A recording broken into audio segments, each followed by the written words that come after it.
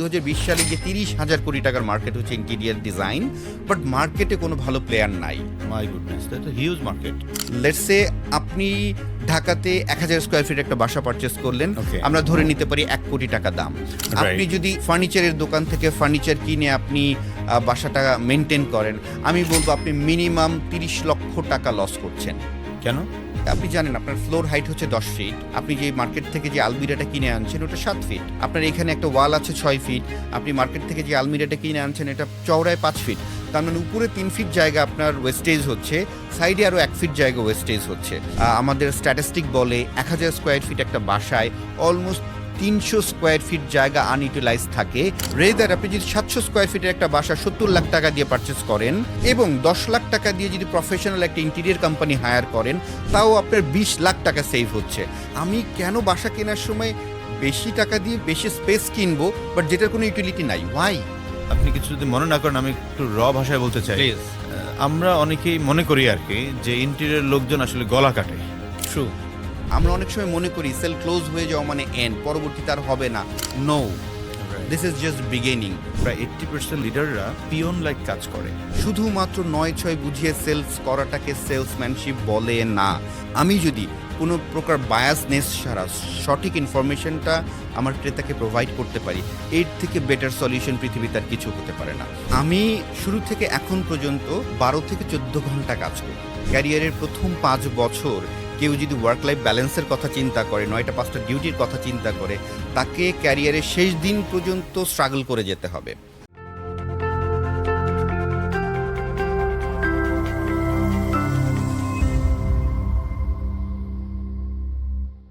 আসসালামু আলাইকুম সবাইকে, শুভ সন্ধ্যা। যে যেখান থেকে আমাদের আজকের এই সেলস পডকাস্ট দেখছেন তাদের সবাইকেই স্বাগত জানাচ্ছি আমাদের আজকের এই আয়োজনে।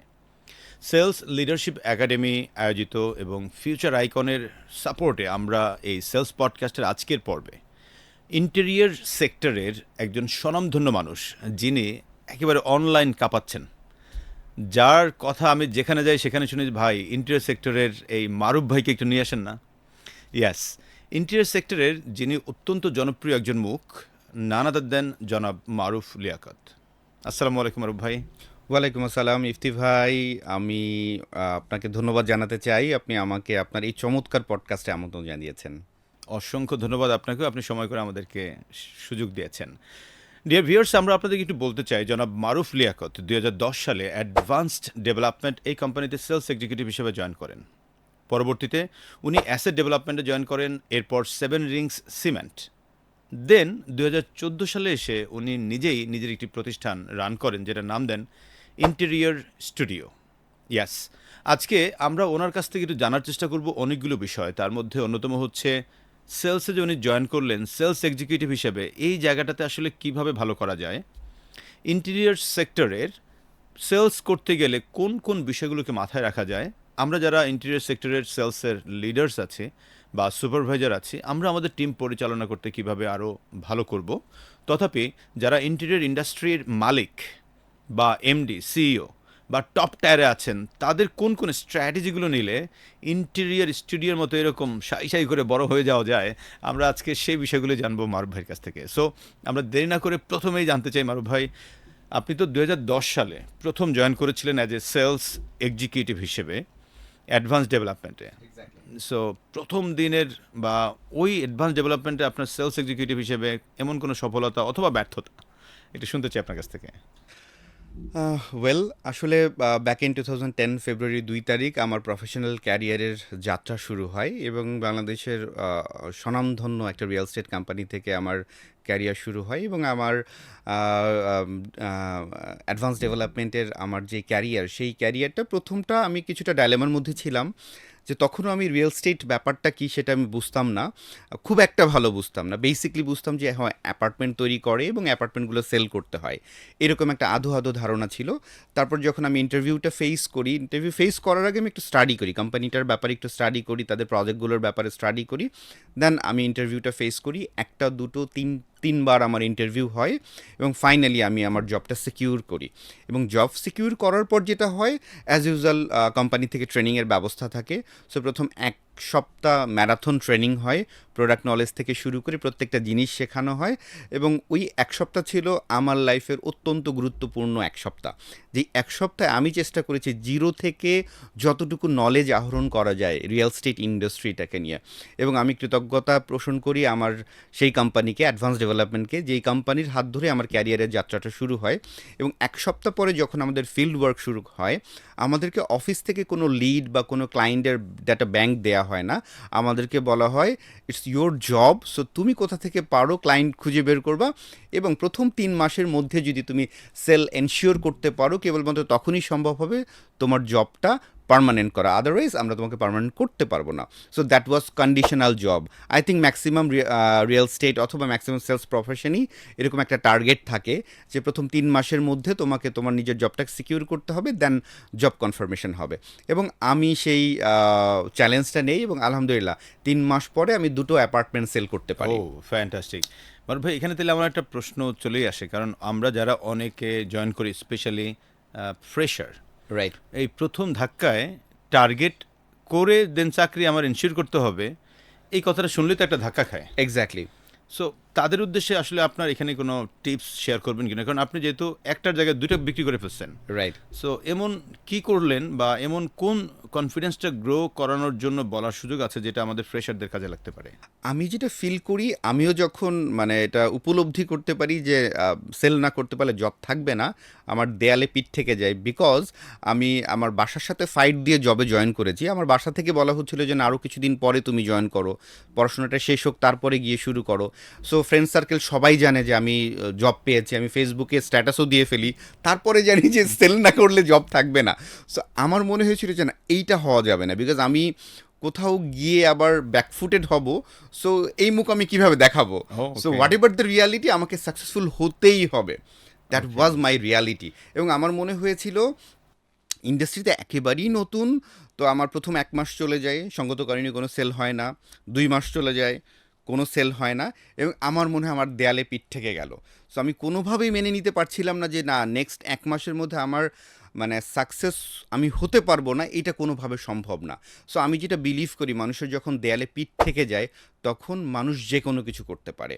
এবং আমি আমার কাজের পরিমাণ বাড়িয়ে দিলাম, ফ্রাইডে নাই, স্যাটারডে নাই, প্রতিদিন ক্লায়েন্টকে ফলো আপ করা শুরু করলাম। আমি এমনও হয়েছে আমি বাদ ফজর ক্লায়েন্টের সাথে মিটিং করেছি, বিকজ আমি দেখেছি এই ক্লায়েন্ট প্র্যাকটিসিং মুসলিম, সে হচ্ছে দিনের বেলা প্রচুর ব্যস্ত থাকে, বিজনেস নিয়ে থাকে, বাট ফজরের পরে সে হচ্ছে পার্কে হাঁটে। ওকে। দেন আমি তার সাথে কথা বলে ফজরের নামাজের পরে তার সাথে গিয়ে পার্কে দেখা করি, এবং ওই টাইমটা প্রায় 1 ঘন্টার মতো সময় তার সাথে আমি হেঁটে হেঁটে কথা বলি। এবং এই 1 ঘন্টা টাইম দেওয়ার কারণে সে আমার প্রতি কনভিন্স হয়, এবং পরবর্তী দিনই সে আমাকে একটা চেক দিয়ে দেয়। My goodness. সো এখান থেকে আমার কাছে মনে হয়েছে যে একটা big learning. Exactly. Big learning এই অর্থে আমরা যারা সেলসে কাজ করি অনেকেই আছি যে আসলে এই ফজরের সময় যাব, মানে কেমন না ব্যাপারটা, হ্যাঁ? এক্স্যাক্টলি। মনে করি যে ভাই আমার অফিস শুরু হবে 9টা থেকে, আমি 9টার পরে যাব। কিন্তু আপনি মনে করলেন না, আমার দেয়ালে পিঠ ঠিক গেছে, আমাকে বিক্রি করতেই হবে, এই যে Right. মানসিকতাটা, রাইট। সেটা আপনাকে ধাবিত করেছে, এবং ওই অনুযায়ী আপনি কাজ করে উনি কোন টাইমটাতে সময় দিতে পারবে, কোন Exactly. সময়টাতে তার সাথে ফ্রিলি কথা বলা যাবে, সেটাকে খুঁজে বের করে আপনি সেই সময়টা তাকে সময় দিয়েছেন। এক্স্যাক্টলি। আমার সেলস ক্যারিয়ারের শুরু থেকে এখন পর্যন্ত যদি আমি চিন্তা করি, আমার সবচেয়ে ভালো ভালো ডিলগুলো হয়েছে অফিস আওয়ারের বাইরে, লেটস এ মর্নিংয়ে, লেটস এ ফ্রাইডেতে, স্যাটারডেতে, অথবা after evening. Okay, it's very good. Because আমি শুরু থেকে এখন পর্যন্ত 12 থেকে 14 ঘন্টা কাজ করি। এটা শুনলে অনেকেই বলবে ওয়ার্ক লাইফ ব্যালেন্স রাখতে হবে, ব্লা ব্লা ব্লা ব্লা, অনেক কিছু বলবে, বাট আমি একটা জিনিস বিলিভ করি, ক্যারিয়ারের প্রথম 5 বছর কেউ যদি ওয়ার্ক লাইফ ব্যালেন্সের কথা চিন্তা করে, 9টা 5টা ডিউটির কথা চিন্তা করে, তাকে ক্যারিয়ারের শেষ দিন পর্যন্ত স্ট্রাগল করে যেতে হবে। বাট প্রথম 5 বছর কেউ যদি হার্ড ওয়ার্ক করতে পারে, আনপ্যারালাল কাজ করতে পারে, দ্বিতীয় 5 বছর গিয়ে তাকে স্মার্ট ওয়ার্কে ঢুকতে পারবে সে, আদারওয়াইজ সম্ভব না। বিকজ আপনি যাই কিছু করেন না কেন, আপনি সেলস প্রফেশনে থাকেন, যেই কোনো প্রফেশনে থাকেন না কেন, প্রথম 5 বছর সেটা গাধার খাটুনিই খাটতে হয়। বিকজ প্রথম 5 বছর স্মার্ট ওয়ার্কের কথা চিন্তা করে কোনো লাভ নাই।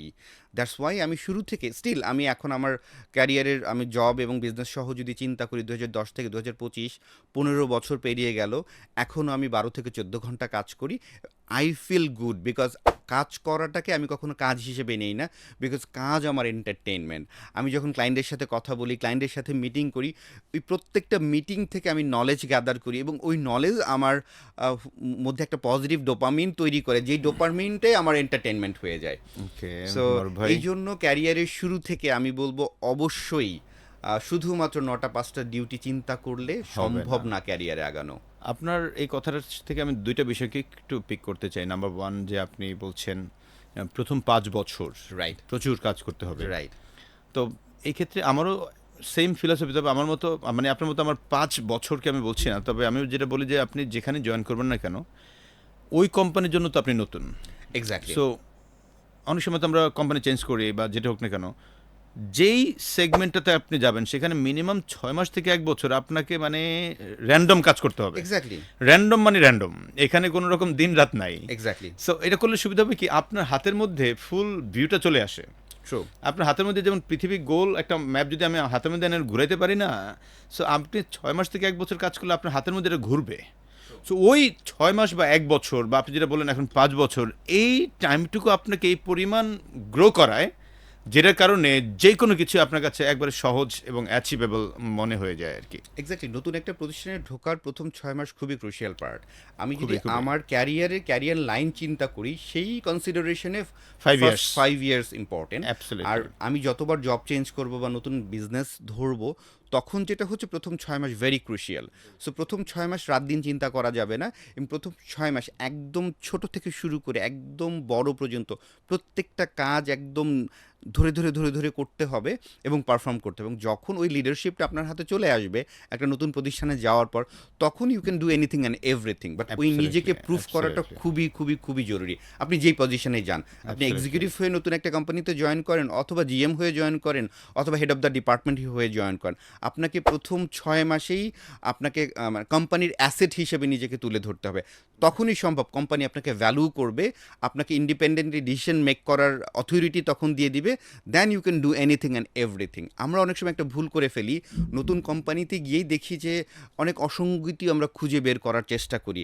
রেদার ওই অসঙ্গতিটাকে অ্যাকসেপ্ট করে এখানে পারফর্ম করার থেকে আমি ম্যানেজমেন্টকে গিয়ে বলি এটা নাই, এটা নাই, এটা নাই, এটা নাই, এটা নাই, এটা চেঞ্জ করলে ভালো হয়, এটা চেঞ্জ করলে ভালো হয়। দিস ইজ ট্রু, এইসব জিনিসগুলো থাকলে ডেফিনেটলি ভালো হয়, এইসব জিনিসগুলো অ্যাড করলে ডেফিনেটলি ভালো হয়। বাট ওই প্রতিষ্ঠানটা তো গত 10 বছর 20 বছর 25 বছর ধরে দাঁড়িয়েছে এতটুকু, এই জিনিসগুলো ছাড়াই দাঁড়িয়েছে।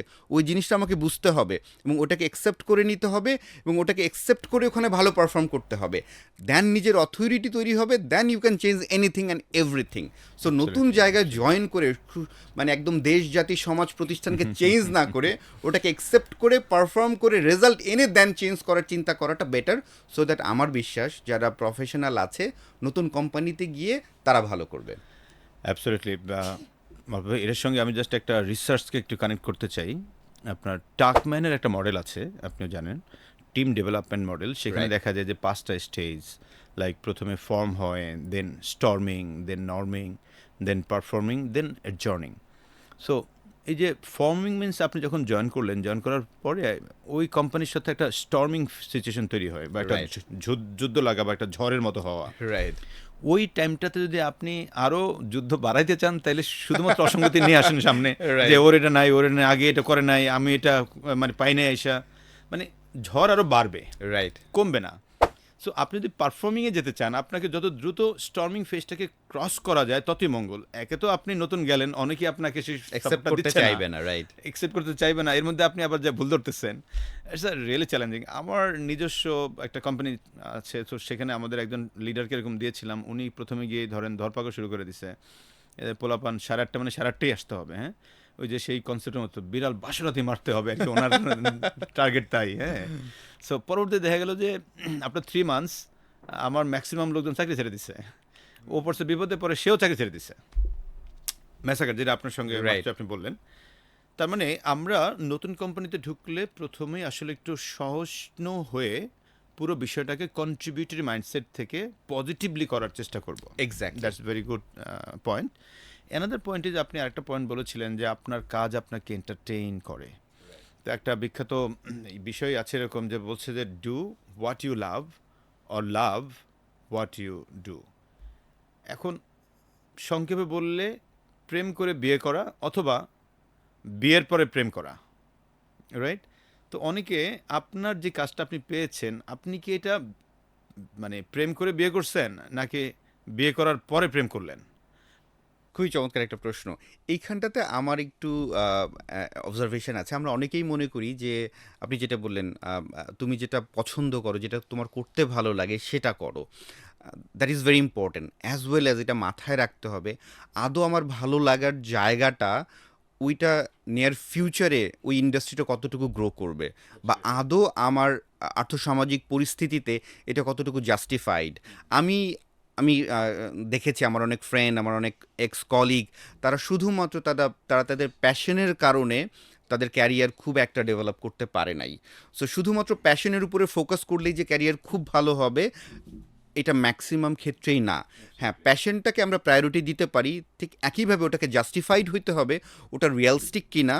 অ্যাট দ্য সেম টাইম আমাদের দেশের ভৌগোলিক পরিসীমার মধ্যে এইটার বাজার কতটুকু আছে, এই ইন্ডাস্ট্রিটা কত বড় হতে পারে নেক্সট 5 ইয়ার্স, 10 ইয়ার্স, 20 ইয়ার্সে। সো এই অ্যানালাইসিসগুলো যদি না থাকে, শুধুমাত্র প্যাশন থাকলেই যদি আমি একটা কাজ করা শুরু করি, একটা সার্টেন টাইম পর প্যাশন আমার পেটের ক্ষুধা নিবারণ করতে পারবে না। সো আমি হয়তো 1 বছর, 2 বছর, 3 বছর, 5 বছর প্যাশনের পেছনে দৌড়াবো, পরবর্তীতে না খেয়ে আমাকে থাকতে হবে। সো প্যাশনকে প্রায়োরিটি দিব, বাট জাস্টিফাইডভাবে প্রায়োরিটি দিতে হবে। ওই লাইনটার গ্রোথ থাকতে হবে, তবেই Exactly. সেটা, আদারওয়াইজ ওই প্যাশন নিয়ে ধরে লাভ নেই আর কি। আদারওয়াইজ আমাকে যেটা করতে হবে, আমার জীবিকার জন্য যেটা সুইটেবল সেটা করতে হবে, এবং আমার ফ্রি টাইমে আমি আমার প্যাশনকে প্র্যাকটিস করতে হবে, Right. এবং ওইটাকে শুধুমাত্র প্যাশনের জায়গাতেই রাখতে হবে। এখন প্রশ্ন হচ্ছে, মারুফ লিয়াকত কি প্যাশন নিয়ে কাজ করছে এখন, নাকি এইটাকে আসলে ভালোবেসে প্যাশন তৈরি করে ফেলছে এটার মধ্যে? আমার রিয়েলিটি যেটা হচ্ছে, আমি প্রথম রিয়েল স্টেটে দুটো বাংলাদেশের স্বনামধন্য দুটো রিয়েল স্টেট কোম্পানিতে কাজ করেছি। কাজ করার কারণে আমি লাক্সারি সেগমেন্টের অ্যাপার্টমেন্ট আমাকে সেল করতে হতো, 5 কোটি, 10 কোটি, 15 কোটি, 20 কোটি টাকার ফ্ল্যাট সেল করতে হতো। সেল করার পরবর্তী পার্টি ছিল আমার ক্লায়েন্ট আমাকে বলতো, মারুফ ভাই ইন্টেরিয়ার করাবো কাদেরকে দিয়ে? তখন আমি আমার পরিচিত অন্য অনেককে রেফার করতে হতো, এবং ডিজাস্টার এক্সপেরিয়েন্স হয়েছে। এমনও হয়েছে আমার ক্লায়েন্টের সাথে আমি যাকে রেফার করেছি মামলা পর্যন্ত হয়েছে, বিকজ তখনও আসলে ইন্টেরিয়ারের মার্কেটটা এত বড় ছিল না, বা প্রফেশনাল ইন্টেরিয়ার কোম্পানির সংখ্যা খুবই কম ছিল। যারা বাংলাদেশের স্বনামধন্য আর্কিটেক্ট ছিলেন, তারা বিল্ডিং কনস্ট্রাকশন, বিল্ডিং ডিজাইন নিয়ে খুব একটা ব্যস্ত থাকতো। তারাও রিয়েলাইজেশনে হয়তো আনতে পারেন যে ইন্টেরিয়ার ইন্ডাস্ট্রিটা নেক্সট 5 to 10 ইয়ার্সে কত বড় হয়ে যাচ্ছে। আলহামদুলিল্লাহ এখন অনেক ভালো ভালো ইন্টেরিয়ার কোম্পানি আছে, প্লাস সিনিয়র আর্কিটেক্ট যারা আছেন তারা এখন ইন্টেরিয়ার নিয়ে কাজ করছেন। বাট 2010, 11, 12 ওই টাইমটাতে ইন্টেরিয়ার মার্কেটটা অত বড় ছিল না। অ্যাট দ্য সেম টাইম ভালো প্রফেশনাল কোম্পানির সংখ্যাও খুবই কম ছিল।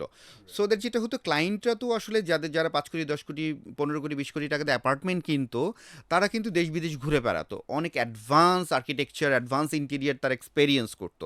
বাট তারা চাইতো তার বাসাটা কেন এমন হবে না।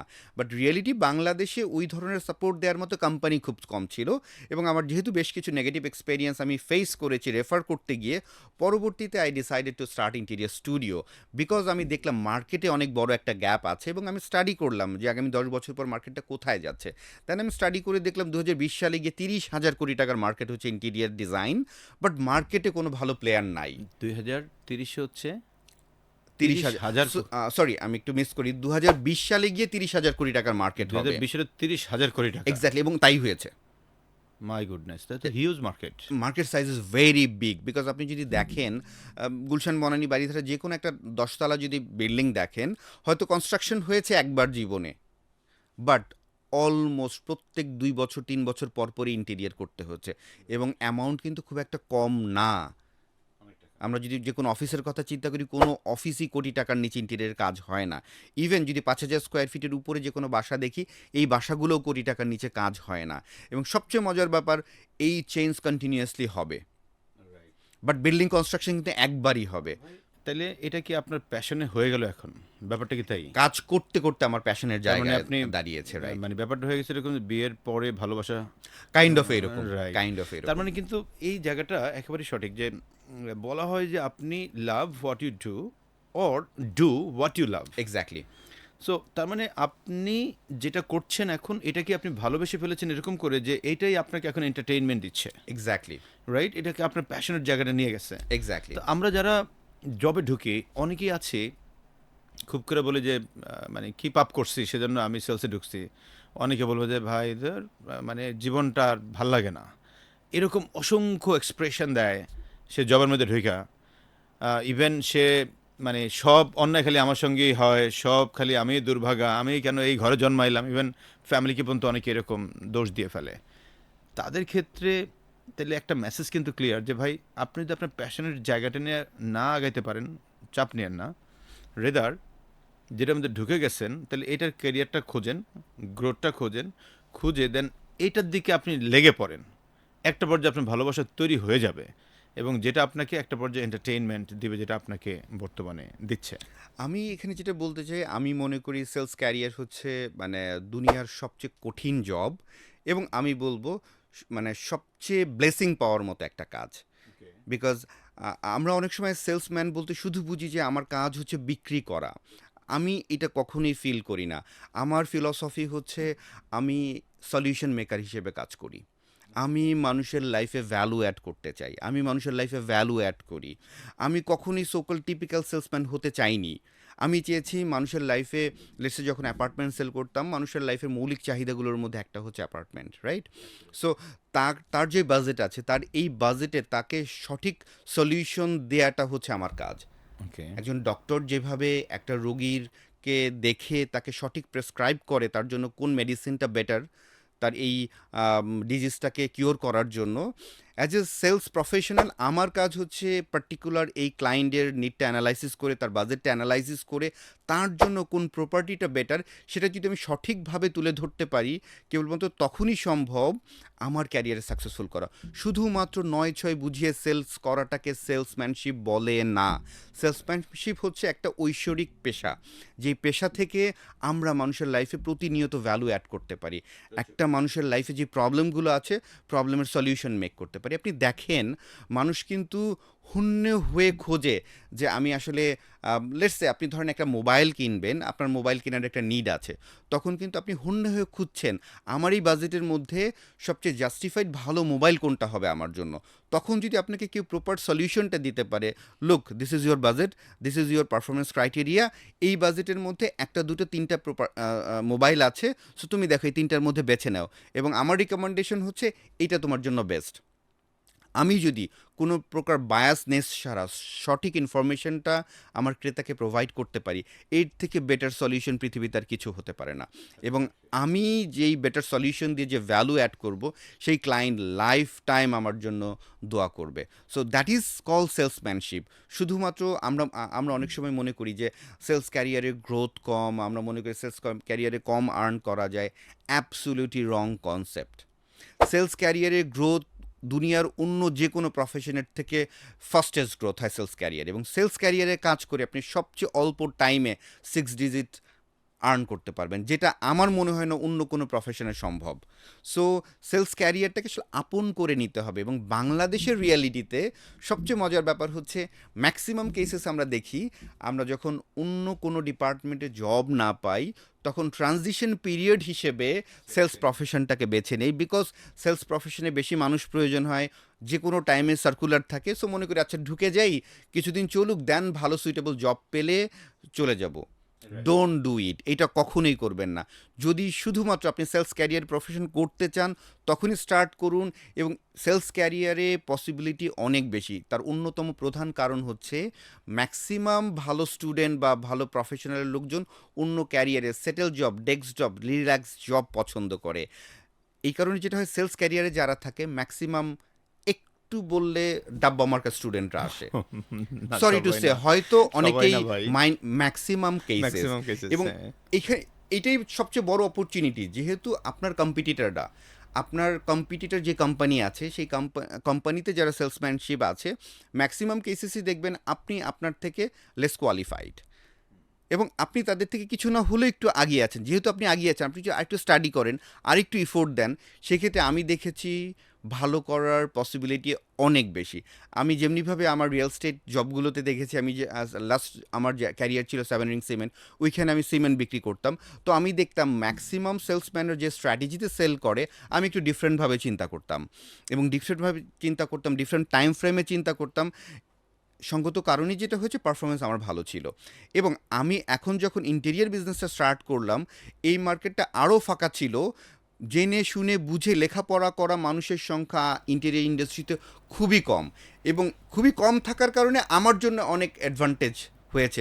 বিকজ ম্যাক্সিমাম মানুষ যেখানে খুব একটা নলেজেবল না, আপনি যখন নলেজ নিয়ে আসবেন, ক্লায়েন্টকে সলিউশন ড্রিভেন মেক হবে। করে দিতে পারবেন, তখন আপনার পারফর্ম করার পসিবিলিটি অনেক অনেক অনেক গুণ বেড়ে যাবে। অ্যাবসলিউটলি So, এই জন্য আমি মনে করি সেলস ক্যারিয়ারটা ব্লেসিং ক্যারিয়ার। যদি আপনি এটাকে আত্মস্থ করতে পারেন, এটাকে অনুভব করতে পারেন, এবং মানুষের লাইফে সলিউশন মেকিংয়ের একটা কাণ্ডারি হয়ে দাঁড়াতে পারেন। ভাই তাহলে এখন যেটা দেখি যে আমরা অনেকেই আমার অনেক ভিডিও ছাড়লে, যেমন আমি আপনার ভিডিওটা ছাড়ার পরে জি, যেটা হবে যে পিছনে নিচে আর কি কমেন্ট সেকশনে প্রচুর মানুষ গালিগালাজ করবে, ওকে লিখবে এরকম আইসা কইরা দেখান, ওকে, করেন তো না, রাস্তায় এসে ঘুরে দেখেন, আচ্ছা কাস্টমার কাছে যায় দেখেন, হ্যাঁ। আচ্ছা, তো এই লোকগুলা যারা, জি। যদিও আমি এই সমস্ত লোকজনদেরকে খুব একটা আসলে রিপ্লাই করি না, বিকজ জি। এরা পজিটিভ জিনিসটাই আসলে নিতে পারে না, এটা একটা জি। চ্যালেঞ্জ। ওনার পার্সপেক্টিভটা আসলে ওই রকম, উনি যাদের জি। সাথে মিশে সব কিছু মিলে তাই। সো আসলেই কি সেলস একটা সহজ নাকি কঠিন? আচ্ছা, কঠিন তো আপনি বলছেন একটু আগে যদিও। তো সেক্ষেত্রে তো এটা একটা সেবাই। ইনফ্যাক্ট আপনি যখন সলিউশন দিচ্ছেন কাউকে, মানে এক্স্যাক্টলি, সেবা করছেন মানুষকে ইন এ এক্স্যাক্টলি। সেন্স। তো এখন এই যে অনেকেই যে আমরা বলি মানে কি পাপ করছিলাম সেজন্য এখানে আসছি, তাদের উদ্দেশ্যে আসলে আপনি কি বলবেন ওই নেগেটিভ মানুষগুলোর উদ্দেশ্যে?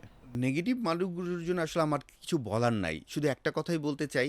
আপনি যদি লেটস সে আপনি যদি কোরআন তেলাওয়াত করেন আপনি এখানে বসে, তাও কিছু কিছু মানুষ বলবে যে ভাই ইফতি ভাই, আপনার এখানে 3 আলিফ টান হইতো, আপনি 2 আলিফ দিছেন, আপনি তো গুনাহ করে ফেলছেন, নাউজুবিল্লাহ।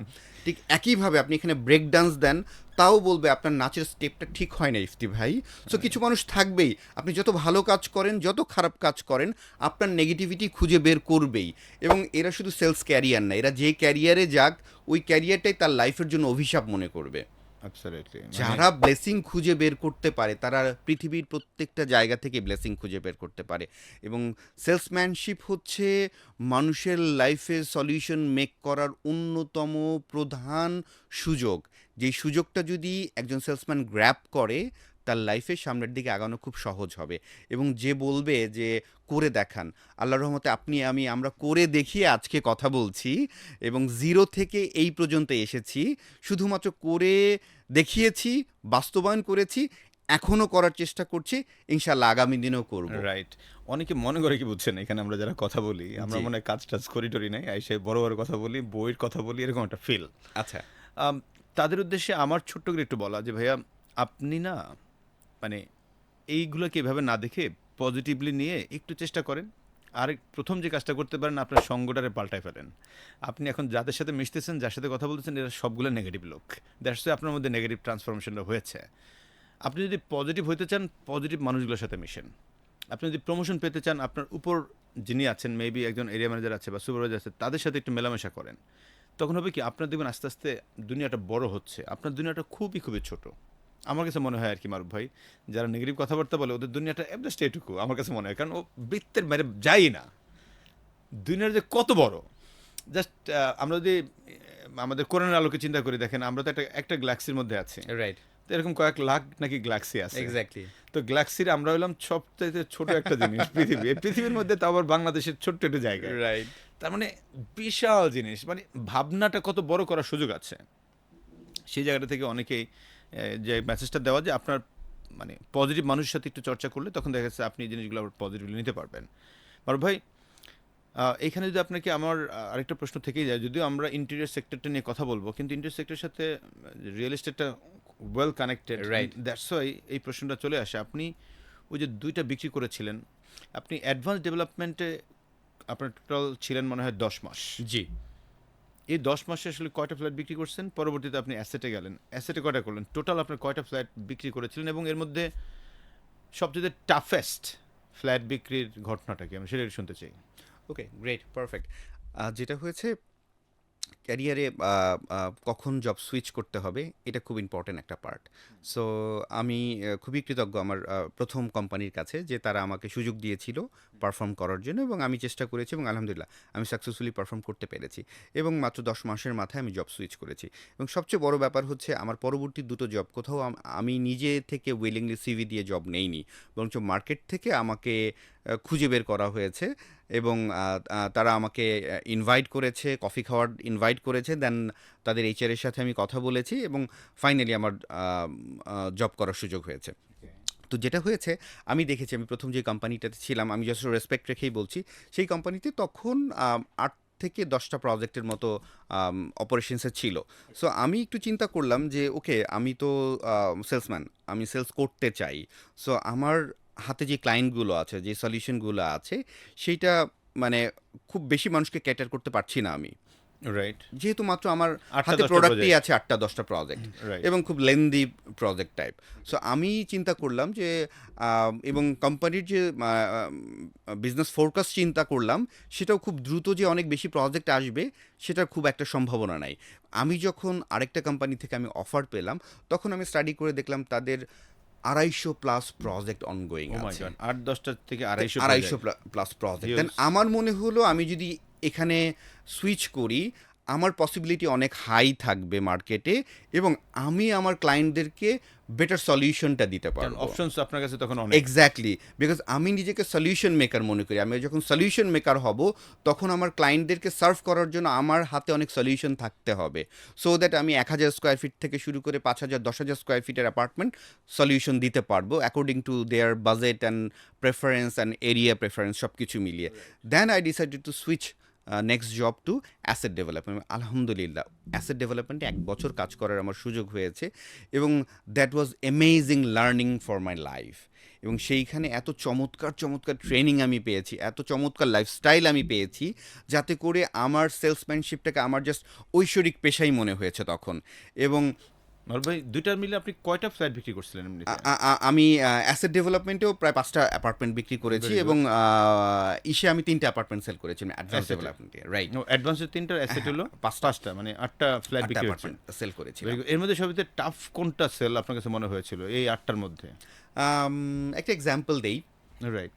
আম, একটা সেল ছিল এইরকম যে বাংলাদেশের স্বনামধন্য আরেকটা রিয়েল এস্টেট কোম্পানিকে আমার ওই ক্লায়েন্ট অলরেডি চেক দিয়ে দিয়েছে। ওকে।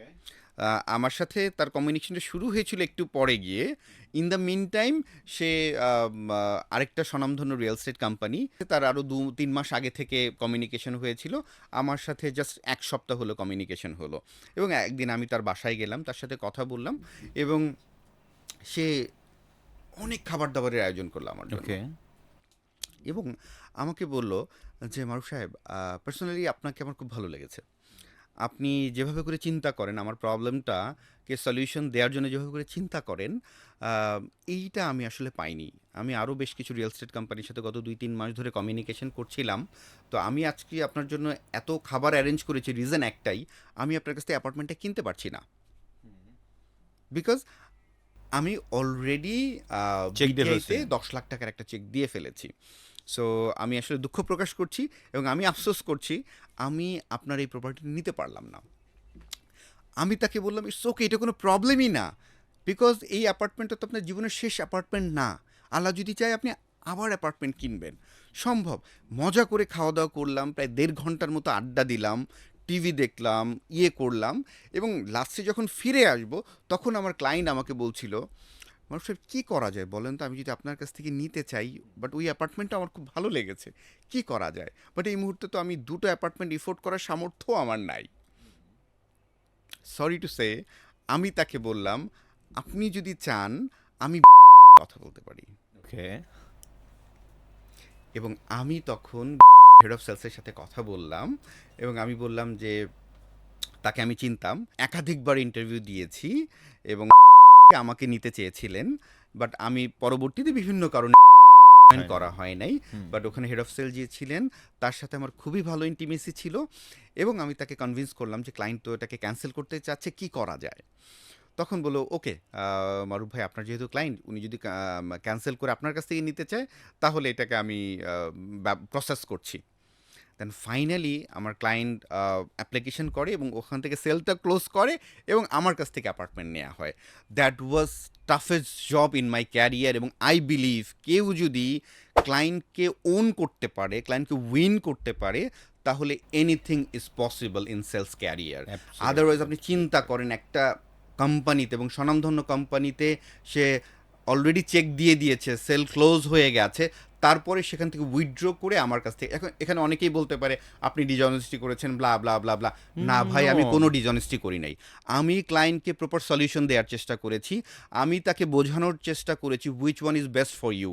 দেন ক্লায়েন্ট কনভিন্স হয়েছে এবং ক্লায়েন্ট আমাকে সরি বলার জন্য ডেকেছিল, ক্লায়েন্ট আমাকে সরি বলার জন্য অনেক খাবার দাবার অ্যারেঞ্জ করেছিল, তারপরেও সে লাস্ট মোমেন্টে গিয়ে সে ডিসিশন চেঞ্জ করেছে অনলি বিকজ অফ আমি তাকে সলিউশন দিয়েছি এবং আমি ফ্রাস্ট্রেটেড হয়ে যাইনি। আমি তাকে বলেছি this is not the last flat for your life, Next opportunity. Next আমরা চিন্তা করতে পারি নেক্সট আর কি করা যায়। আমি যখন তাকে নেক্সট অপশনের কথা বলেছি, দেন তার মাথায় এসেছে নেক্সট কি করা যায়। So that is the reality. So পৃথিবীতে কোনো কিছু এন্ড না। আমরা অনেক সময় মনে করি সেল ক্লোজ হয়ে যাওয়া মানে এন্ড, পরবর্তীতে আর হবে না। No, Right. This is just beginning. যদি আমরা লেগে থাকতে পারি, ফিল করতে পারি, অনুভব করতে পারি, কেবলমাত্র তখনই সম্ভব। মারুফ ভাই, এই কথাটা শুনে আমার কাছে মনে হচ্ছে কয়েকটা জায়গায় একটু আমি পিক করে আমাদের যারা দেখবেন তাদের জন্য সুবিধা হবে বুঝতে। ফার্স্ট অফ অল হচ্ছে যে আপনি একজন কাস্টমারের কাছে তার প্রবলেমটা কিভাবে সলিউশন হতে পারে এরকম অনেকগুলো ওয়ে দেখিয়েছেন, যার কারণে কাস্টমার পে করার পরেও তার কাছে মনে হয়েছে যে ওকে, তাহলে মনে হয় উনি আমার জন্য অনেক ভালো বুঝেন। তার মানে আপনি অলওয়েজ প্রবলেমকে ফোকাস করে সলিউশন প্রোভাইড করেন, Right. Number one. Number two, আমার কাছে মনে হচ্ছে এখানে আরেকটা জিনিস আপনার খুব বেশি কাজে দিয়েছে, সেটা হচ্ছে আপনার কথা বলার কনফিডেন্স। এটা কেন বলছি, আমার বাসায় আমার ছেলেকে পড়ায় একজন টিউটর। তো আমরা একবার টিউটর নেওয়ার জন্য দু একটা এজেন্সিকে বলেছি, ওনারা 5-7 জনকে পাঠাইছে, আমরা ইন্টারভিউ নিচ্ছি। সো একজনকে আমি মোটামুটি কনফার্ম করে ফেলবো অলরেডি। ওনাকে আমি জাস্ট আধা ঘন্টা পরে ফোন দিয়ে কনফার্ম করে আসতে বলবো আর কি। তো এমন সময় একটা মেয়ের ফোন আসছে আমার কাছে, তো এসে বলে যে আপনারা তো চেয়েছিলেন, আমার আসলে একটু ফ্যামিলিয়াল কারণে আমি ইয়ে করতে পারি নাই, আসতে পারি নাই। সো আমি কি এখন আসবো কি না ইন্টারভিউ দেওয়ার জন্য? তাই আমি বললাম এ তো হয়ে গেছে আরও 3-4 দিন আগে শেষ, আমি যে একটু পরে একজনকে কনফার্ম করবো। অলরেডি আমাদের একজনকে পছন্দ হয়েছে, সে এসে একটা ডেমো ক্লাস নিছেও, রাইট। তো আমার ফ্যামিলি থেকে তাকে পছন্দও করছে। তখন সে আমাকে একটা প্রস্তাব দিল, বললো যে কোনো ব্যাপার না স্যার, বেসিক্যালি আপনি তো আপনার সন্তানের যে ভালো পড়াবে তাকেই আপনি দিবেন। তো এখন আপনি যদি আমাকে একটু সুযোগ দেন, আমি এসে ওদেরকে আধা ঘন্টা পড়াইতে চাই। আরেকবার দেখে নিবেন কি? রাইট, একটু পড়াইতে চাই। তো দেন ডিসিশন তো আপনার হাতেই স্যার, আপনি তো নেবেন। রাইট, তো যেটা আপনার কাছে ভালো মনে হবে সেটা নেবেন। এক্স্যাক্টলি। তবে আমি আপনাকে এনশিওর করতে পারি যে আপনার সন্তান যদি আমার কাছে পড়ে, তাহলে ও অনেক ফ্রেন্ডলি এবং কনফিডেন্টলি এবং জিনিয়াস টাইপের জিনিসপত্র পড়বে। এটা স্যার আপনি আধা ঘন্টা পরে ওদেরকে আপনি এটা কনসিডারেশনে দেন যে ওরা কার কাছে ভালো শিখছে। মাই গুডনেস, ওর এই স্পিচ শুনে আমি বললাম তোকে আমি কেন সুযোগ দিব না। This is call communication, proper communication. My goodness, সেলসের আমি Right. আমি যেটা বলবো অন্যতম প্রধান প্রিরিকুইজিট হচ্ছে প্রপার কমিউনিকেশন স্কিল। আমরা অনেক সময় যেটা করি, শুধু নিজেরাই বলে যাই, যা কিছু জানি আমার প্রোডাক্ট নলেজ থেকে শুরু করে ব্লা ব্লা ব্লা ব্লা সব কিছু বলে যাই। আমি অলওয়েজ একটা রুল ফলো করি, 80-20। আমি যে কোনো সেলস কলে যখন যাই, আমি 80% কথা শুনি ক্লায়েন্টের, 20% ডেলিভার করি। বাট মার্কেটে ম্যাক্সিমাম কেসেস এটা জাস্ট রিভার্স হয়। সেলসম্যানরাই বেশি বলতে চায়, বেশি বলে, ক্লায়েন্টকে বলতে কম দেয়। এটা থেকে আমাদের বেরিয়ে আসা উচিত, বিকজ আমি যত বেশি শুনবো আমি বুঝতে পারবো ক্লায়েন্টের আসলেই নিডটা কোথায়, ক্লায়েন্ট কোথায় আসলে সাফার করছে, এবং ওই সাফারিংটা বুঝে যখন সলিউশনটা মেক করতে পারবো, তখন বেশি কথা বলার দরকার নাই ভাই। খুব অল্প এবং প্রিসাইজ কথা মানুষ শুনতে পছন্দ করে, মানুষ বলতে বেশি পছন্দ করে। এই জন্য মানুষকে বলতে দিতে হবে, 80% বলতে দিতে হবে ক্লায়েন্টকে, 20% হচ্ছে নিজে ডেলিভার করতে হবে প্রিসাইজ ওয়েতে। আপনি যেখানে ক্লায়েন্টকে নিয়ে যেতে চান, খুব স্ট্রাকচার ওয়েতে যদি আপনি 20% কথা বলতে পারেন, গুড এনাফ সেলস ক্লোজের জন্য। অ্যাবসলিউটলি। মার ভাই, তাইলে ইভেন আমি ওই মেয়েকে কিন্তু পরের জনকে নেওয়া হয়েছে আর কি, আমার আগেরটাকে নিতে পারিনি, Right, বিকজ ও right. অনেক ভালো, ওর কনফিডেন্স আমাকে অনেক মুগ্ধ করেছে। Exactly. সিমিলারলি মেবি আপনার ক্ষেত্রে তাই হয়েছে যে ওই লোক আসলে আপনার কথা, আপনার কমিউনিকেশন, ওভারঅল আপনার সাপোর্ট, এই বিষয়ে এতটাই মুগ্ধ হয়েছে যে সে আরেক জায়গায় পে করার পরেও আপনার কাছে আবার চলে আসছে। দেখেন That's- ওই ভদ্রলোক কিন্তু ওভার ফোনই আমাকে বলতে পারতো যে মারুফ সাহেব আমি তো অলরেডি কিনে ফেলেছি, সো থ্যাংক ইউ আপনাকে, ডিল কিন্তু ক্লোজ হয়ে যেত। বাট ওনার সাথে আমার কমিউনিকেশনটাই এতটা ফ্রেন্ডলি কমিউনিকেশন ছিল, উনি সময় দিয়েছে সন্ধ্যার পরে ওনার বাসায়, উনি অফিস থেকে বাসায় গিয়েছে আমার জন্য, উনি খাবার অ্যারেঞ্জ করেছে। তার মানে উনি কিন্তু শুধুমাত্র অ্যাজ এ সেলসম্যান আমাকে ট্রিট করে নাই। রাইট। ওনার সাথে এর আগে যে আমার 3-4 বার কমিউনিকেশন হয়েছে, উনি বুঝতে পেরেছে যে এই মানুষটার কাছে ইনফরমেশন আছে, নলেজ আছে, সলিউশন আছে। So right. That's the reality. মানুষকে এম্পাওয়ার করতে হবে, এজুকেট করতে হবে আপনার ক্লায়েন্টকে। আপনি যেই প্রোডাক্ট বা সার্ভিসই সেল করেন না কেন, আপনি যদি প্রপার ওয়েতে ক্লায়েন্টকে এজুকেট করতে পারেন, এই ক্লায়েন্ট কখনোই আপনাকে ছেড়ে যাবে না। This is for sure. Maruf ভাই, এখানে একটা আমার প্রশ্ন, ধরেন আমরা যারা সেলস নিয়ে কথা বলি অনেকেরই একটা প্রশ্ন থাকে, ভাই আপনি তো এখন এই সেক্টর নিয়ে কথা বলতেছেন, সো আপনি তো আমার সেক্টরটা নিয়ে কথা বলতেছেন না। রাইট। সেলস কি আসলে পুরোপুরি সেক্টর বেসড, পুরোপুরি আলাদা, নাকি আপনার কাছে কি মনে হয় কতটুকু ম্যাচ করে, কতটুকু আলাদা? Sales is universal thought. Okay. যে সুই বিক্রি করতে পারে সে এয়ারক্রাফটও বিক্রি করতে পারবে। সুই চমৎকার। এবং এয়ারক্রাফটের মধ্যে পার্থক্য হচ্ছে জাস্ট টেকনিক্যাল পার্টটাতে কিছু নলেজ অ্যাডপ্ট করা। But 80% is mindset, 80% is solution, 80% is communication. Right. So ওই কমিউনিকেশনের জায়গাটা যদি ঠিক থাকে, তখন আমি যেমনিভাবে অ্যাপার্টমেন্ট সেল করেছি, একইভাবে আমি সিমেন্ট সেল করেছি, এখন সেমভাবে আমি ইন্টেরিয়ার সেল করছি। It's all about sales. তার মানে আমরা সেলস যেই সেগমেন্টেরই হোক না কেন, Exactly.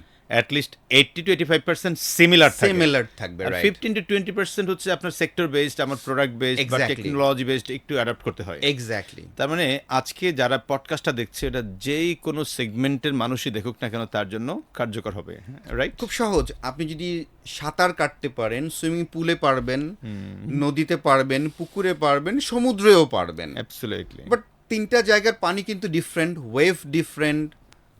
সমুদ্রের পানি লবণাক্ত, তাই বলে তো আপনি সাঁতার কাটতে পারবেন না, বিষয়টা তো তা না। কিছু টেকনিক অবলম্বন করতে জাস্ট হবে আর কিছু কি। টেকনিক মেনটেন করতে হবে। আপনি যদি গাড়ি ড্রাইভ করতে পারেন, তাহলে টয়োটা করোলাও পারবেন, মার্সিডিজ বেঞ্জ চালাতেও পারবেন। বাট দুটোর মধ্যে হয়তো টেকনিক্যাল অনেক ডিফারেন্স থাকে। সেলস বেসিক জিনিস, সো বেসিক জিনিসটা 80% অলমোস্ট সেম থাকে, ম্যাক্সিমাম 20% টেকনিক্যাল ইস্যু বা প্রোডাক্ট নলেজ, ওই জিনিসগুলো আলাদা হয়, ক্লায়েন্ট সেগমেন্টের কারণে কিছু থট প্রসেস আলাদা হয়, দেন ওই অনুযায়ী নিজেকে তৈরি করে নিতে হয়। That's it. থ্যাংক ইউ মারুফ ভাই। সো মারুফ ভাই, আমরা পরের সেগমেন্টটাতে যাওয়ার আগে আপনার কাছে লাস্ট প্রশ্ন দিয়ে করি, যারা রিয়েল স্টেটে আছে, ফ্ল্যাট বিক্রি করছে, সো আপনার এক্সপিরিয়েন্স থেকে তাদের সেলস এক্সিকিউটিভ বা কর্পোরেট সেলস যারাই থাকুক না কেন, তাদের উদ্দেশ্যে যদি আপনি 3 থেকে 5টা টিপস দেন তাদেরকে ভালো করার, এমন কোন 3টা বা 5টা আপনার এক্সপিরিয়েন্স থেকে আপনি দিবেন, যে 3টা বা 5টা তারা মেনটেন করলে তাকে সেলসে ভালো করবে আর কি? আমরা যেটাকে বলতে পারি 5 কার্যকারী টিপস। আচ্ছা, ওকে। নাম্বার 1, রিয়েল স্টেট হচ্ছে একটা এক্সপেন্সিভ প্রোডাক্ট, রাইট? বাংলাদেশের কন্টেস্টে চিন্তা করলে ম্যাক্সিমাম কেসেস 1 কোটি টাকার উপরে প্রাইস এখন। সো 1 কোটি থেকে 20 কোটি টাকার মধ্যে ইউজুয়ালি ওঠানামা করে। সো এইখানে 8-10টা এফএমসিজি বা 5-10-15-20 হাজার টাকা প্রোডাক্টের মতো ওয়ান টাইম শর্ট টাইম চিন্তা করলে হবে না। ওকে। একটা ক্লায়েন্টের সাথে লং রানে আপনাকে লেগে থাকতে হবে। নাম্বার 1, তাহলে Number লং রানে one. লেগে থাকার মানসিকতা। লং রানে লেগে থাকার মানসিকতা। ওকে।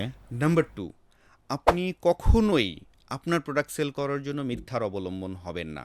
মানে অনেস্টি মেনটেন করতে হবে। অনেস্টি মেনটেন করতে হবে, কারণ একটা মানুষের অনেক দিনের অর্জিত সম্পদ দিয়ে একটা অ্যাপার্টমেন্ট পারচেস করে।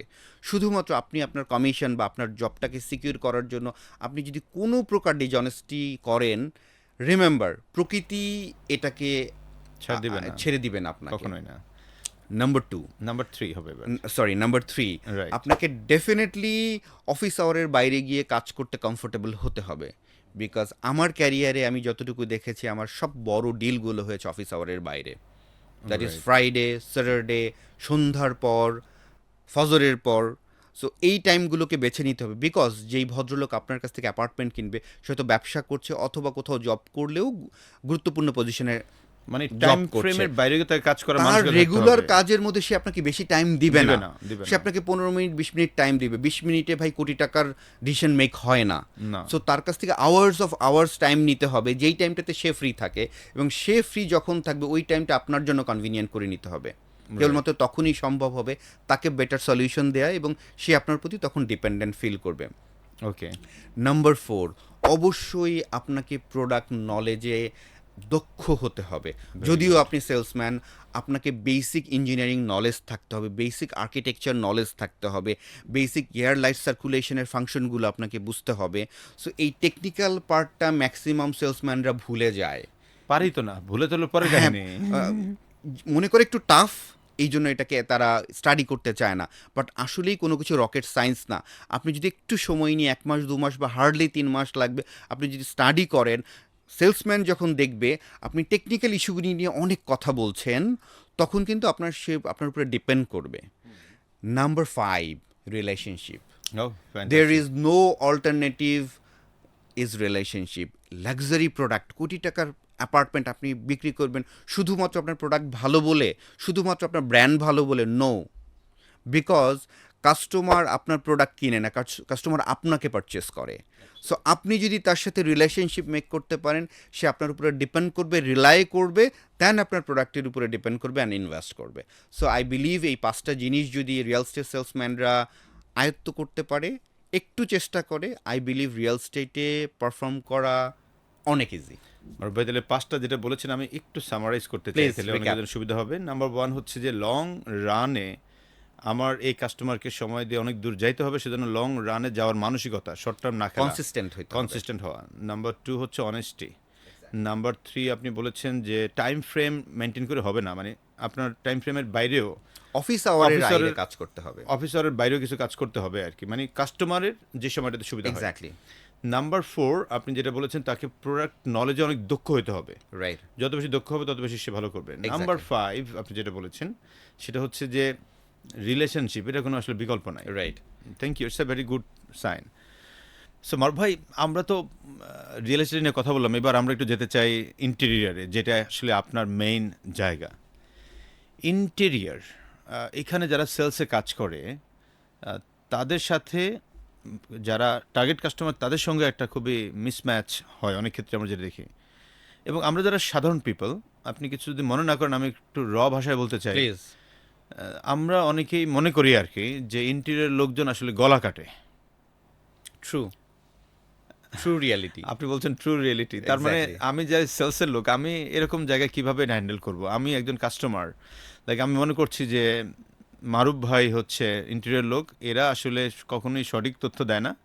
অনেক ক্ষেত্রে যেটা করে যে 60,000 টাকার বাজেট দিয়ে 1 লাখ টাকা নামায় ফেলে, অথবা 1 লাখ টাকার বাজেট দিয়ে 5 লাখ টাকা কাজ করায়, আর ম্যাক্সিমাম সময় এরা গলা কাটে। এক্স্যাক্টলি। এটা আসলে বাস্তবতা কি?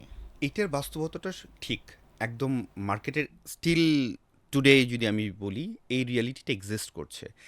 ইন্টেরিয়ার এবং কনস্ট্রাকশন ইন্ডাস্ট্রিতেই আসলে বাংলাদেশে এখন পর্যন্ত এইভাবে চলে আসছে। এবং এইভাবে চলার কারণে যে আপনি দেখবেন, মানুষের কিন্তু আস্থাহীনতার একটা জায়গা আছে। মানুষ রিয়েল এস্টেটের কথা শুনলে ভয় পায়, যে আমি একটা অ্যাপার্টমেন্ট কিনছি, বলছে 3 বছর দিবে, তো 8 বছর পরে গিয়ে বলছে এখন 1 লাখ টাকায় হয়ে যাবে, পরবর্তীতে বলবে সিমেন্টের দাম বেড়েছে, রডের দাম বেড়েছে, আরও 20 লাখ টাকা বেশি নিয়ে নিবে কিনা। এবং এই ব্যাড প্র্যাকটিসটা বাংলাদেশে গত 20-30 বছর ধরে হয়ে আসছে, এবং এই কারণেই মানুষের অনাস্থাহীনতা এত বেশি। অ্যাট দ্য সেম টাইম আমরা 2014 সাল থেকে ইন্টেরিয়র স্টুডিও বাংলাদেশে ইন্টেরিয়র ডিজাইন নিয়ে কাজ করছি। আমরা যখন বাংলাদেশে ইন্টেরিয়র ডিজাইন নিয়ে কাজ করা শুরু করলাম, তার অন্যতম প্রধান একটা উদ্দেশ্য ছিল মার্কেটের এই ডিসঅনেস্টিটাকে কিভাবে আমরা রিজলভ করতে পারি। আমি যখন রিয়েল স্টেটে ছিলাম, মার্কেটের এই গ্যাপটা খুঁজে বের করার চেষ্টা করেছি, কোথায় কোথায় ক্লায়েন্টরা সাফার করছে ইন্টেরিয়র করতে গিয়ে। প্রত্যেকটা জায়গা পয়েন্ট আউট করে ইন্টেরিয়র স্টুডিওর যাত্রা শুরু হয় 2014 সাল থেকে, এবং 2014 থেকে 2025 এই 11 বছরে আমরা 600+ মানুষকে এই প্রবলেমের সলিউশন প্রোভাইড করতে পেরেছি আলহামদুলিল্লাহ। এবং এর থেকে অনেক বেশি সংখ্যক ক্লায়েন্ট যারা আমাদের কাছ থেকে পারচেস করতে, আমাদের কাছ থেকে ইন্টেরিয়র সেবাটা নিতে পারেনি, অন্য কোথাও থেকে নিয়েছে, তাদেরকে আমরা প্রপার গাইডলাইনটা দিয়েছি কি করলে এ ধরনের প্রবলেম থেকে সলিউশন মেক করা যায়। নর্মালি কি হয় ভাই, নর্মালি যেটা হয়, আমরা একজন সোকল কন্ট্রাক্টরকে ডাকি অথবা একজন মিস্ত্রিকে ডাকি এবং বলি আমার বাসাটা ইন্টেরিয়র করে দাও। তখন তারা যেটা হয়, সে জানে এই বাসাটা করতে 100 টাকা লাগবে, বাট সে 50-60 টাকা বলে স্টার্ট করে এবং মনে করে যে কাজ হাফ ডান হয়ে যখন আমি প্রাইস বাড়াবো তার তো করতেই হবে। বাট এইটা ইন্ডাস্ট্রিটাকে ধ্বংস করে দিয়েছে। এবং আলহামদুলিল্লাহ শুধু ইন্টেরিয়র স্টুডিও না, এখন আমি বলবো হাতে গোনা 10 থেকে 12টা কোম্পানি আছে। আমরা বাংলাদেশের ইন্টেরিয়র ইন্ডাস্ট্রিটাকে নেক্সট লেভেলে নিয়ে যেতে চাই, এবং এই 10-12টা কোম্পানি মিলে এথিক্যালি এই আমরা ভালো প্র্যাকটিসটা করছি। আমরা যখন কোনো ক্লায়েন্ট যখন ইন্টেরিয়র করার জন্য আসে, আমরা তাকে ওভারঅল একটা বাজেট প্ল্যানিং ধারণা দিই, পরবর্তীতে তার জন্য একটা লেআউট ডিজাইন তৈরি করি, লেআউট ডিজাইনটা পছন্দ হলে তার জন্য 3D ভিজুয়াল ডিজাইন তৈরি করি, 3D ভিজুয়াল ডিজাইনটা যখন পছন্দ হয়ে যায় তখন তার জন্য ম্যাটেরিয়াল সিলেকশন করি, A category material, B category material, C category material তাকে দেখাই, এবং প্রত্যেকটা ম্যাটেরিয়ালের সুবিধা কী অসুবিধা কী ডিটেইলে তাকে এক্সপ্লেইন করি, এবং কোন ম্যাটেরিয়ালের প্রাইজিং কেমন হবে সেটা এক্সপ্লেইন করি, এবং পুরো প্রজেক্টের একটা বিওকিউ তৈরি করি, যে এই BOQ মানে বিল অফ কোয়ান্টিটি, Okay. আপনার এই ডিজাইন অনুযায়ী আপনার পুরো বাসাটা যদি করতে হয় টোটাল কত টাকা লাগবে, Okay. এবং আমরা যে বিওকিউটা তৈরি করি তার থেকে 1 টাকা বেশিও লাগে না, 1 টাকা কমও লাগে না, বিকজ প্রত্যেকটা কাজ হচ্ছে আমাদের এখানে একজন আর্কিটেক্ট কাজ করে, একজন সিভিল ইঞ্জিনিয়ার কাজ করে, একজন ইন্টেরিয়ার ডিজাইনার কাজ করে, এবং ডেফিনেটলি একজন প্রজেক্ট ম্যানেজার কাজ করে। এই 3টা ডিপার্টমেন্ট যখন এক হয়ে একটা বিওকিউ আমরা তৈরি করি, এখানে কোনো প্রকার ফাঁকফোকর থাকে না, এবং ক্লায়েন্টকে আমরা অ্যাওয়্যার করতে পারি যে লুক, তোমার বাজেট 10 লাখ টাকা, 10 লাখ টাকা যদি হয় ডিজাইনটা এমন হবে, এবং এই প্রাইসের মধ্যে এই ব্র্যান্ডের এই কোড নাম্বারে এই ম্যাটেরিয়ালটা আমরা ইনশিওর করতে পারবো, দেন ক্লায়েন্টের জন্য সহজ হয়। বাট দুঃখের বিষয় হচ্ছে বাংলাদেশে হাজার খানেকের মতো ইন্টেরিয়ার কোম্পানি আছে, বাট 10 থেকে 12টা কোম্পানির বেশি নাই যারা এই ধরনের প্রফেশনাল সাপোর্ট দিতে পারে। এই জন্য মার্কেটের এই বাজে ব্র্যান্ডিংয়ের অবস্থা, যে ইন্টেরিয়ার মানেই হচ্ছে মানুষের গলা কাটা। আসলে ইন্টেরিয়ার মানে গলা কাটা না। আপনার ম্যাক্সিমাম কেসেস যেহেতু আনস্কিল কোম্পানিগুলো মানুষকে সাপোর্ট দিচ্ছে, এবং ম্যাক্সিমাম ক্লায়েন্টরা প্রপার প্রতিষ্ঠানকে খুঁজে বের করতে পারে না। এই মুহূর্তে ইন্টেরিয়র স্টুডিওতে 55 জন ইঞ্জিনিয়ার আর্কিটেক্ট কাজ করছে, যেইটা বাংলাদেশে ম্যাক্সিমাম কোম্পানিতে নাই। আপনি ম্যাক্সিমাম কোম্পানি দেখবেন একটা ফেসবুক পেজ ওপেন করে তার বাসায় বসে ইন্টেরিয়র কোম্পানি রান করছে, তার হাতে হয়তো 2জন মিস্ত্রি আছে, 2জন কন্ট্রাক্টর আছে, তাদেরকে নিয়ে কাজ করছে। না, this is not interior design. আপনার যদি ইন্টেরিয়র প্রতিষ্ঠান হতে হয়, একটা কনসালটেন্সি ফার্ম হতে হয়, অবশ্যই আপনার প্রতিষ্ঠানে গ্র্যাজুয়েট আর্কিটেক্ট থাকতে হবে, গ্র্যাজুয়েট সিভিল ইঞ্জিনিয়ার থাকতে হবে, গ্র্যাজুয়েট ইন্টেরিয়র ডিজাইনার থাকতে হবে, এবং definitely most important part project operation department থাকতে হবে। সো এই সেট আপ নিয়ে কোম্পানি খুবই কম আছে, এবং এই সেট আপ নিয়ে 10 থেকে 12টা কোম্পানির বেশি পাবেন না। এবং আমি দায়িত্ব নিয়ে বলতে চাই, এই টপ লেভেলের 10-12টা কোম্পানিকে দিয়ে যদি আপনি কাজ করেন, কখনোই আপনাকে সাফারিংয়ের শিকার হতে হবে না, because they all are professional. শুধু ইন্টেরিয়র স্টুডিও প্রফেশনাল না, এই 10-12টা কোম্পানি প্রত্যেকেই ভালো কাজ করে, তারা মানুষের লাইফে সলিউশন মেক করতে চায়, এবং তারা আপনার সম্পদের সঠিক নিশ্চয়তা প্রদান করে। লেটসে আপনি ঢাকাতে 1000 স্কোয়ার ফিট একটা বাসা পারচেস করলেন, Okay. আমরা ধরে নিতে পারি 1 কোটি টাকা দাম। Right. আপনি যদি ইন্টেরিয়র ডিজাইন না করে ফার্নিচারের দোকান থেকে ফার্নিচার কিনে আপনি বাসাটা মেনটেন করেন, আমি বলবো আপনি মিনিমাম 30 লক্ষ টাকা লস করছেন। কেন? রিজন, আপনি যদি 1000 স্কোয়ার ফিটের একটা বাসা পারচেস করেন এবং ফার্নিচারের দোকান থেকে ফার্নিচার পারচেস করে আপনি আপনার স্বাভাবিক জীবন তৈরি করেন, তাহলে যেটা হবে, আপনি জানেন আপনার ফ্লোর হাইট হচ্ছে 10 ফিট, আপনি যে মার্কেট থেকে যে আলমিরাটা কিনে আনছেন ওটা 7 ফিট, আপনার এখানে একটা ওয়াল আছে 6 ফিট, আপনি মার্কেট থেকে যে আলমিরাটা কিনে আনছেন এটা চওড়ায় 5 ফিট, তার মানে উপরে 3 ফিট জায়গা আপনার ওয়েস্টেজ হচ্ছে, সাইডে আরও 1 ফিট জায়গা ওয়েস্টেজ হচ্ছে। এইভাবে করে আমাদের স্ট্যাটিস্টিক বলে 1000 স্কোয়ার ফিট একটা বাসায় অলমোস্ট 300 স্কোয়ার ফিট জায়গা আনইউটিলাইজ থাকে, এবং ওই 300 স্কোয়ার ফিট জায়গায় আপনার উপরে ধুলাবালি পোকামাকড় হয়, এবং ওখানে আপনার ঝাড়ুটা নিয়ে রাখেন, একটা বালতি এনে রাখেন, Right. আপনার অ্যাস্থেটিক বিউটি নষ্ট হয়, এবং পুরো বাসাটাকে অগুছানো মনে হয়। তার মানে আপনি কেন 1000 স্কোয়ার ফিটের বাসা কিনবেন? রেদার আপনি যদি 700 স্কোয়ার ফিটের একটা বাসা 70 লাখ টাকা দিয়ে পারচেস করেন, এবং 10 লাখ টাকা দিয়ে যদি প্রফেশনাল একটা ইন্টেরিয়র কোম্পানি হায়ার করেন, তাও আপনার 20 লাখ টাকা সেভ হচ্ছে। তার মানে প্রপার ইন্টেরিয়র প্রতিষ্ঠানকে যদি আপনি ইন্টেরিয়র ডিজাইন করান, আপনার রিসোর্সের সঠিক ব্যবহারটা হয়, আপনার লাইফস্টাইলটা ইমপ্রুভ হয়, অ্যাট দ্য সেম টাইম আপনার প্রোডাক্টিভিটি অনেক অনেক অনেক বেড়ে যায়। আমার ভাই, থ্যাংক ইউ। এখানে আমার কাছে অনেকগুলো লার্নিং, তার মধ্যে অন্যতম যে জিনিসটা মনে হয়েছে যে আমরা যারা স্পেশালি মধ্য আয়ের মানুষ, জি, তারা যে সকল ফ্ল্যাটগুলো কিনে, রাইট, আমরাই তাহলে ভুলটা বেশি করতেছি। আমার কাছে তাই মনে হয়েছে। এক্স্যাক্টলি। কারণ আমরা কিনে মানে ইন্টেরিয়রের জন্য আলাদা 3 লাখ 5 লাখ 10 লাখ টাকা খরচ করবো, এটা আসলে চিন্তাই করি না। রাইট। মনে করি যে 1 কোটি টাকা দিয়ে এটা কিনছি, ভাই এরপরে ফার্নিচার বসায় নিব। কিন্তু আপনি যেটা মাত্র হিসাবে করে বললেন এক্স্যাক্টলি। যে আমার এটা ইউজ করার কারণে, মানে নরমালি ফার্নিচার ইউজ করার কারণে আমার প্রায় 200-300 স্কোয়ার ফিট জায়গা এমনিতেই আমি নষ্ট করে ফেলতেছি। আসলে তো তাই। 1000 স্কোয়ার ফিট বাসা হলে 300 স্কোয়ার ফিট আপনার অপচয় হবে। Right. 2000 স্কোয়ার ফিট বাসা হলে 600 স্কোয়ার ফিট বাসা অপচয় হবে। আমি কেন বাসা কেনার সময় বেশি টাকা দিয়ে বেশি স্পেস কিনবো, বাট যেটার কোনো ইউটিলিটি নাই? ওয়াই? সো এই ক্যালকুলেশনগুলো অ্যাজ এ কনসালটেন্ট আমরা প্রোভাইড করি। সো কেউ যদি অ্যাপার্টমেন্ট পারচেস করার আগে আমাদের কাছ থেকে পরামর্শ নেয়, তাদের সম্পদের সঠিক ব্যবহারটা এনশিওর হয়। Very good. তার মানে আপনারা হচ্ছে এখানে এই টাইপের একটা সার্ভিসও দিয়ে থাকেন। Exactly, very good. এক্স্যাক্টলি। তো এখন আমার পরের যে প্রশ্নটা চলে আসে যে আমি একজন সাধারণ মানুষ, জি। আমি কিভাবে সেই সো কল্ড, আপনারা যেটা বললেন যে 10-12টা কোম্পানি যারা হচ্ছে খুব প্রফেশনাল আর 1000 মতো আছে যারা নন প্রফেশনাল, আমি এই 10-12 জনকে খুঁজে পাবো মানে কিভাবে? খুব কঠিন ওয়ে না ইফতি ভাই। আপনি সারা জীবন কষ্ট করে যেই 1 কোটি 1.5 কোটি 2 কোটি টাকা জমিয়েছেন একটা অ্যাপার্টমেন্ট কেনার জন্য, সো আপনি যদি এখানে একটু সময় বের করতে না পারেন, এটা খুবই দুঃখজনক। বিকজ আপনার এই 1 কোটি টাকা ইনকাম করতে গত 20 বছর লেগেছে, আর আপনি শুধুমাত্র এই যখন ইন্টেরিয়র করতে যান তখন শুধুমাত্র 10 মিনিট 15 মিনিট সময় দিবেন, দিস ইজ নট জাস্টিফাইড। আমি বলবো অবশ্যই আপনি গুগলে সার্চ করবেন। এখন তো সোশ্যাল মিডিয়া, ফেসবুক খুবই পপুলার। ফেসবুকে আপনি শর্ট লিস্টেড করতে পারেন। আপনি 10টা কোম্পানিকে শর্ট লিস্টেড করেন, তাদের অফিস ভিজিট করেন, তাদের এক্সপার্টদের সাথে কথা বলেন, তাদের ওখানে দেখেন যে গ্র্যাজুয়েট আর্কিটেক্ট আছে কি না, গ্র্যাজুয়েট সিভিল ইঞ্জিনিয়ার আছে কি না, গ্র্যাজুয়েট ইন্টেরিয়ার ডিজাইনার আছে কি না, প্রজেক্ট অপারেশন স্মার্ট টিম আছে কি না। এই জিনিসগুলো অবশ্যই আপনার জাস্টিফাই করা উচিত। অনেক ক্লায়েন্টরা যে এই ভুলটা করে, ওকে আমি তো অ্যাপার্টমেন্ট করেছি, আমি কেন ইন্টেরিয়ার কোম্পানির অফিসে যাব, তোমরাই শুধু আমার কাছে আসো।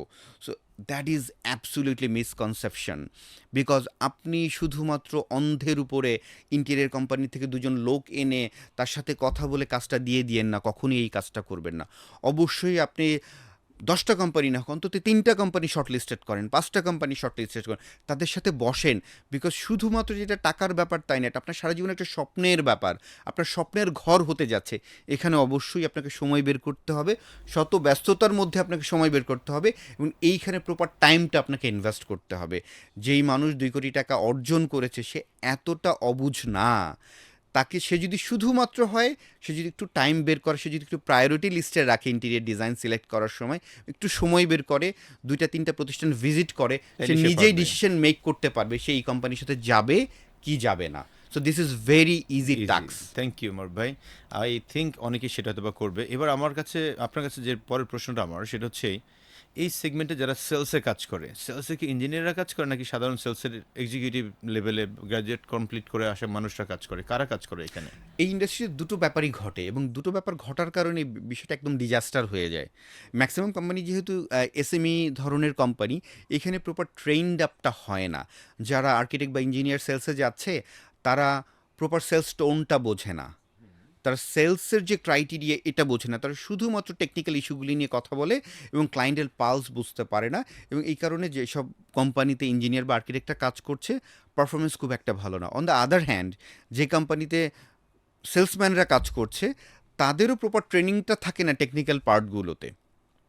বিকজ ম্যাক্সিমাম তো এসএমই কোম্পানি, তারা আসলে সেলসম্যানদেরকে প্রপার টেকনিক্যাল নলেজটাই দিতে পারে না। সো এই জন্য এই ক্ষেত্রে দেখা যাচ্ছে পারফরমেন্সের একটা ঘাটতি থাকে।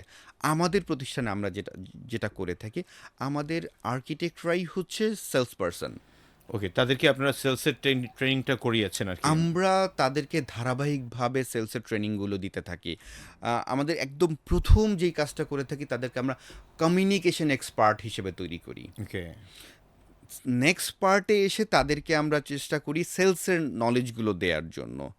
পরবর্তী পার্টে ডেফিনেটলি, যেহেতু তারা আর্কিটেক্ট এবং সিভিল ইঞ্জিনিয়ার, তাদের জায়গাটাকে কিভাবে, এই তাদের যেই টেকনিক্যাল নলেজটাকে কিভাবে করে সেলসের সাথে ট্যাগ করলে সেলসটা ক্লোজ হয়, ওই টেকনিকে নিয়ে যাই। সো এই 3টা পার্টে যেহেতু আমরা কাজ করে। এডুকেট করার ট্রাই করি, এই জন্য আমাদের জন্য কিছুটা সহজ হয়। তার মানে এখান থেকে আমরা একটা মেসেজ দিতে চাই যারা কিনা আপনাদের 10-12টা কোম্পানির বাইরে 1000 কোম্পানি আছে তাদেরকে, যে আপনারাও কিন্তু ওনাদের এই ফর্মুলাটা ফলো করতে পারেন। এক্স্যাক্টলি। যে ইঞ্জিনিয়ারদেরকে এনে ট্রেন্ড করানো, রাইট। ওনাদেরকে ছেড়ে দিলে হবে না, কারণ ইঞ্জিনিয়ার আসলে সারা বছর যা শিখছে আর কমিউনিকেশন ইজ ডিফারেন্ট গেম, বা sales is different game. So সেই জায়গাটা থেকে ওনাদেরকে যদি একটু ট্রেন্ড করা যায় প্রপারলি, তাহলে এনারাই আপনাকে খুব ভালোভাবে সেলসটা দিতে পারবে। Exactly. কারণ উনি যতটা টেকনিক্যাল টার্মে কথা বলতে পারবে, এটা আবার নর্মাল সেলসের লোক আসলে পারবে না। ট্রু, সো সেই জায়গাটা থেকে কিন্তু ওনাকে যদি ট্রেন্ড করা যায়, right, it will be the right asset for you. Exactly. Second one হচ্ছে, এখন আমি আসলে ধরেন একবারে লেইম্যান একটা প্রতিষ্ঠান, ইন্টেরিয়র Right. ফার্ম, হ্যাঁ, একবারে নর্মাল। সো আমার লোকজনকে আমি কাস্টমার সিলেকশনটা করব কিভাবে, বা কাস্টমার খুঁজে পাবো কোথায়? এটা একটা বড় জায়গা না, মানে মানে কার কাছে গিয়ে আমি আসলে এটার প্রস্তাবটা দিব কিভাবে? আমি কি শুধুমাত্র কি ফেসবুকের লিড খুঁজে বের করবো, নাকি আমার আসলে কোনো নির্ধারিত কিছু জায়গা আছে যেখান থেকে আমি চাইলে কাস্টমারকে পিক করতে পারি, যেখানে গিয়ে আমি প্রেজেন্টেশন দিব? খুবই গুরুত্বপূর্ণ একটা প্রশ্ন। নরমালি আমাকে দেখতে হবে যে আমার যে প্রতিষ্ঠানটা, আমি আসলে কোন সেগমেন্টকে ক্যাটার করি। আমি আসলে লাক্সারি সেগমেন্টের ক্লায়েন্টকে ক্যাটার করি, নাকি আমরা একদম মিড বাজেটের সেগমেন্টকে ক্যাটার করি, নাকি লোয়ার আমি বাজেট? হ্যাঁ, নাকি লোয়ার বাজেটের Okay. ক্যাটার করি, নাকি আমি হচ্ছে রেসিডেন্সিয়াল প্রজেক্ট এক্সপার্ট, নাকি আমি কমার্শিয়াল প্রজেক্ট এক্সপার্ট। আমার কাছে So- না এখানে একটা খুবই মিস্টিরিয়াস কথা আপনি বললেন জি। ভাই, এটা আমার কেন জানো, মানে বাংলাদেশ অ্যাসপেক্টে আপনি বলেন নাই আর কি। হ্যাঁ, জি, বাংলাদেশে কমন লোকজন খালি বলে যে ভাই আমি তো সব পারি, আমি লাক্সারিও করাই, আমি মিট করাই, আমি এটা করাই, আমি ওইটা করাই, সব, মানে উনি মাস্টার সবই। এক্স্যাক্টলি। এখন আপনি তো বললেন না, এখানে একটু আসলে সেগমেন্টাইজ করা দরকার। এইটা খুবই গুরুত্বপূর্ণ যে আসলেই আপনি কোন কোন সেগমেন্টে এক্সপার্ট। আপনি যদি রেসিডেন্সিয়াল প্রজেক্ট এক্সপার্ট হন, আপনার জন্য খুবই কষ্টকর কমার্শিয়াল এক্সপার্ট হওয়া। আপনি যদি কমার্শিয়াল এক্সপার্ট হন, আপনার জন্য খুবই কষ্টকর রেসিডেন্সিয়াল এক্সপার্ট হওয়া। আপনি যদি লাক্সারি সেগমেন্টে খুব এক্সপার্ট হন, তাহলে কিন্তু লোয়ার বাজেটে আপনি খুব একটা ভালো কাজ করতে পারবেন না, না পারাটাই খুবই স্বাভাবিক। আমরা যদি আমাদের ইন্টেরিয়র স্টুডিওর কথা বলি, গত 10 বছর আমরা 2014 সাল পর্যন্ত মোস্টলি লাক্সারি সেগমেন্ট নিয়ে কাজ করেছি, 24 পর্যন্ত। 2024 পর্যন্ত। বাট যখন গভর্নমেন্ট চেঞ্জ হলো, আমরা একটু স্টাডি করলাম, চিন্তা করলাম আগামী 2-3 বছর লাক্সারি সেগমেন্টের কাজ কমে যাবে। আমাদেরকে আসলে মিড সেগমেন্টে কাজ করতে হবে, যেই বাসাগুলো 10 থেকে 20 লাখ টাকার মধ্যে ইন্টেরিয়ার করতে হয়। সো এই সেগমেন্টে কাজ করতে হলে আমি কমপ্লিটলি নতুন টিম তৈরি করলাম এই সেগমেন্টকে সাপোর্ট দেওয়ার জন্য। এবং এই মিড সেগমেন্টের জন্য আমার পুরো প্রসেসকে আমি চেঞ্জ করলাম, টিম ডেভেলপ করলাম, এবং এই মিড সেগমেন্টকে আমি ক্যাটার করা শুরু করেছি। সো আমি যদি একই মানুষ দিয়ে 5,000 স্কোয়ার ফিটের বাসা করাই, একই মানুষ দিয়ে 1,000 স্কোয়ার ফিটের বাসা করাই, কখনোই ভালো পারফরমেন্স হবে না, বা হলেও আমি আমার রিসোর্সের প্রপার ইউটিলাইজেশনটা হবে না। বিকজ 5,000 স্কোয়ার ফিটের বাসার যে ইঞ্জিনিয়ার কাজ করে, তাকে তো মানে কয়েক লাখ টাকা স্যালারি দিতে হয় আমাকে, এবং সেই কয়েক লাখ টাকা স্যালারি দেওয়ার রিসোর্সকে যদি আমি আবার 1,000 স্কোয়ার ফিটের বাসায় ইনভলভ করি, পোষাবে না তাহলে তো। আমি তো লুজ করব, ব্যবসা হারায় ফেলবো। সো এই জায়গাগুলো আমি যখন ব্যবসা চিন্তা করব, আমাকে এই জায়গাগুলো মাথায় রাখতে হবে। এবং যে আসলে সব কিছু পারে, সে আসলে কিছুই পারে না। সো অবশ্যই আপনাকে স্পেসিফিক হইতে হবে। ভাই, আপনি যদি 5 লাখ টাকার ইন্টেরিয়ারের প্রজেক্ট করেন, তাও কোটি টাকা ইনকাম করা কোনো ব্যাপার না। ঠিক Right. একইভাবে আপনি যদি কোটি টাকার প্রজেক্টও করেন, তাও কোটি টাকা ইনকাম করা কোনো ব্যাপার না। বাট আপনাকে আইডেন্টিফাই করতে হবে আপনি কোনটা করতে চান। কোনোটাই খারাপ না, কোনোটাই ভালো না, বাট দুটোই রাইট। বাট আপনাকে যে কোনো একটা বেছে নিলে আপনার জন্য সহজ হবে। একটা বেছে নিয়ে আপনি যখন 5-7 বছর কাজ করে নিজের কোম্পানিটাকে দাঁড় করিয়ে ফেলতে পারবেন, তখন আপনি এক্সপ্যানশনের কথা চিন্তা করতে পারেন, তখন আপনি ডিফারেন্ট ক্লায়েন্ট সেগমেন্টের কথা চিন্তা করতে পারেন, তখন আপনার জন্য সহজ হবে। বাট শুরুতে অবশ্যই স্পেসিফিক হইতে হবে এবং খুব নিশ প্রোডাক্ট বা সার্ভিস নিয়ে কাজ করতে হবে। মোর ভাই, তাহলে এখান থেকে খুব ক্রিস্টাল ক্লিয়ার একটা মেসেজ, যারা আসলে মালিক পক্ষ আছে, যারা এই বিজনেস করছে, তথাপি সেলসে যারা আছে, তাদের জন্য হয়তো বা পাবে। সেটা হচ্ছে, আপনি বলছেন যে আপনার টোটালি একটা স্পেশালাইজড, কোন জায়গাটা আপনি স্পেশালাইজড সেটা Exactly. নিয়ে একটু মুভ করা। আমি কি লাক্সারিতে, মিড লেভেল, লো লেভেল, অথবা আমি কি রেসিডেন্সিয়াল নাকি কমার্শিয়াল? রাইট, সো যখন আমার ওই বিষয়টা তৈরি হবে, স্পেশালিটিটা, তখন কিন্তু বাজারেও একটা মারাত্মক এটা নিয়ে প্রভাব Exactly. পড়ে, এবং সবাই তখন আমাকে এই সেগমেন্টে বলে দেয় যে এই সেগমেন্টে যেন অমুকে, আপনি ওনার কাছে চলে যান। এক্স্যাক্টলি। আমি as a sales leadership trainer, there are so many calls I have received যে ইফতি ভাই, অমুক কোম্পানির ওই হেড অফ এইচআর বলছে আপনি এই লাইনে নাকি আপনিই ভালো, সো সেজন্য আমার এমডি বলছে যে আপনাকেই নেওয়ার জন্য। কেন? আমি সেলস লিডারশিপ এই জায়গাটা নিয়ে, তার মানে এই একটা পার্টিকুলার সেগমেন্টকে আলাদা করা হয়েছে। অন দ্য আদার হ্যান্ড, আমার কাছে যখন আবার অন্য ট্রেনিং আসে, যেমন এর মধ্যে একটা কাস্টমার সার্ভিসের ট্রেনিং আসছে আমার কাছে, এবং এটা একদিনের ট্রেনিং, এবং এই কাস্টমার সার্ভিসের ট্রেনিং সাধারণত আমি করাই কোনটা সেলসের সাথে কাস্টমার সার্ভিস জড়িত সেটাকে করাই, রাইট। কিন্তু ওইখানে কাস্টমার সার্ভিসটা একটু ডিফারেন্ট। ওনাদের একটা ইন্টারনাল সাপ্লাই চেইন এবং ফ্যাক্টরি, সেখানকার কাস্টমার সার্ভিস ইন্টারনাল। তো আমার কাছে মনে হয়েছে I am not expert on it, এটা আরেকজনের খেলা। এক্স্যাক্টলি। দেন আমি অন্য একজন ট্রেনারকে, আমি নাম বলছি না, আর আমি আরেকজন ট্রেনারকে রেকমেন্ড করে ওই কোম্পানিকে আবার কানেক্ট করিয়ে দিয়ে আমি দেখলাম যে গতকালকে উনি ট্রেনিংটা করিয়েছেন ইভেন, অথচ কোম্পানি আমাকেই চাচ্ছিল যে ইফতি ভাই আপনি Exactly. করান, আমি কিন্তু করাই নাই। That should be the right process. কারণ আমি কাজ করি সেলসের মানুষদেরকে নিয়ে, রাইট। সেলসে যারা আছে তাদের, হ্যাঁ সেলসের এখানে কাস্টমার সার্ভিস জড়িত কাদের, যে ডিরেক্ট সেলসের কাস্টমার সার্ভিসের সাথে জড়িত, ইয়েস তাকে আমি করাবো, কারণ সেটা একটা সেলসের লোক।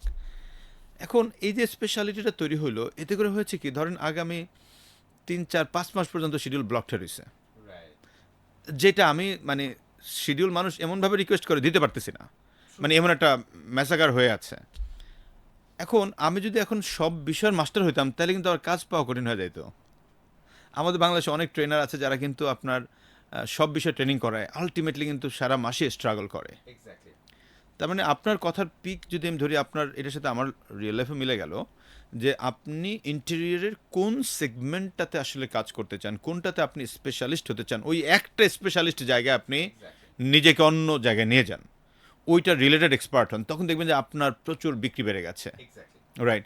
তো এখানে যে প্রশ্নটার আদলে এই জিনিসটা আসছিল যে একজন সেলসের মানুষ, ধরে নেন আমি এখন রেসিডেন্সিয়াল আমার ইন্টেরিয়র ডিজাইন নিয়ে কাজ করি, কথার প্রসঙ্গে ধরে নিলাম, তো আমি আমার সেলসের লোককে লিড জেনারেট করব কিভাবে, বা কোন মানুষদের কাছে আমি আসলে কিভাবে এই কাস্টমারগুলো খুঁজে বের করব? নর্মালি দুটো ওয়ে। এখন যেটা হয়, সবাই শুধুমাত্র ফেসবুক প্রমোশনের উপরে ডিপেন্ড করে। That should be the not the right approach. আসলে কম্প্রিহেন্সিভ মার্কেটিং স্ট্র্যাটেজি থাকতে হয়। আমরা অলওয়েজ ট্রাই করি, ইভেন অনেকেই যেটা করে, বিভিন্ন এজেন্সি থেকে নাম্বার কিনে নিচ্ছে, ঠিক আছে, অ্যামেচার নাম্বার কিনে ফোন কল করছে, জাস্ট ওয়েস্টেজ অফ টাইম। আপনাকে যেটা করতে হবে, প্রথমত অবশ্যই আপনাকে ফোকাস হতে হবে আপনার ওয়েবসাইটের উপরে, এবং আপনার ওয়েবসাইটে আপনাকে ভালো ইনভেস্ট করতে হবে।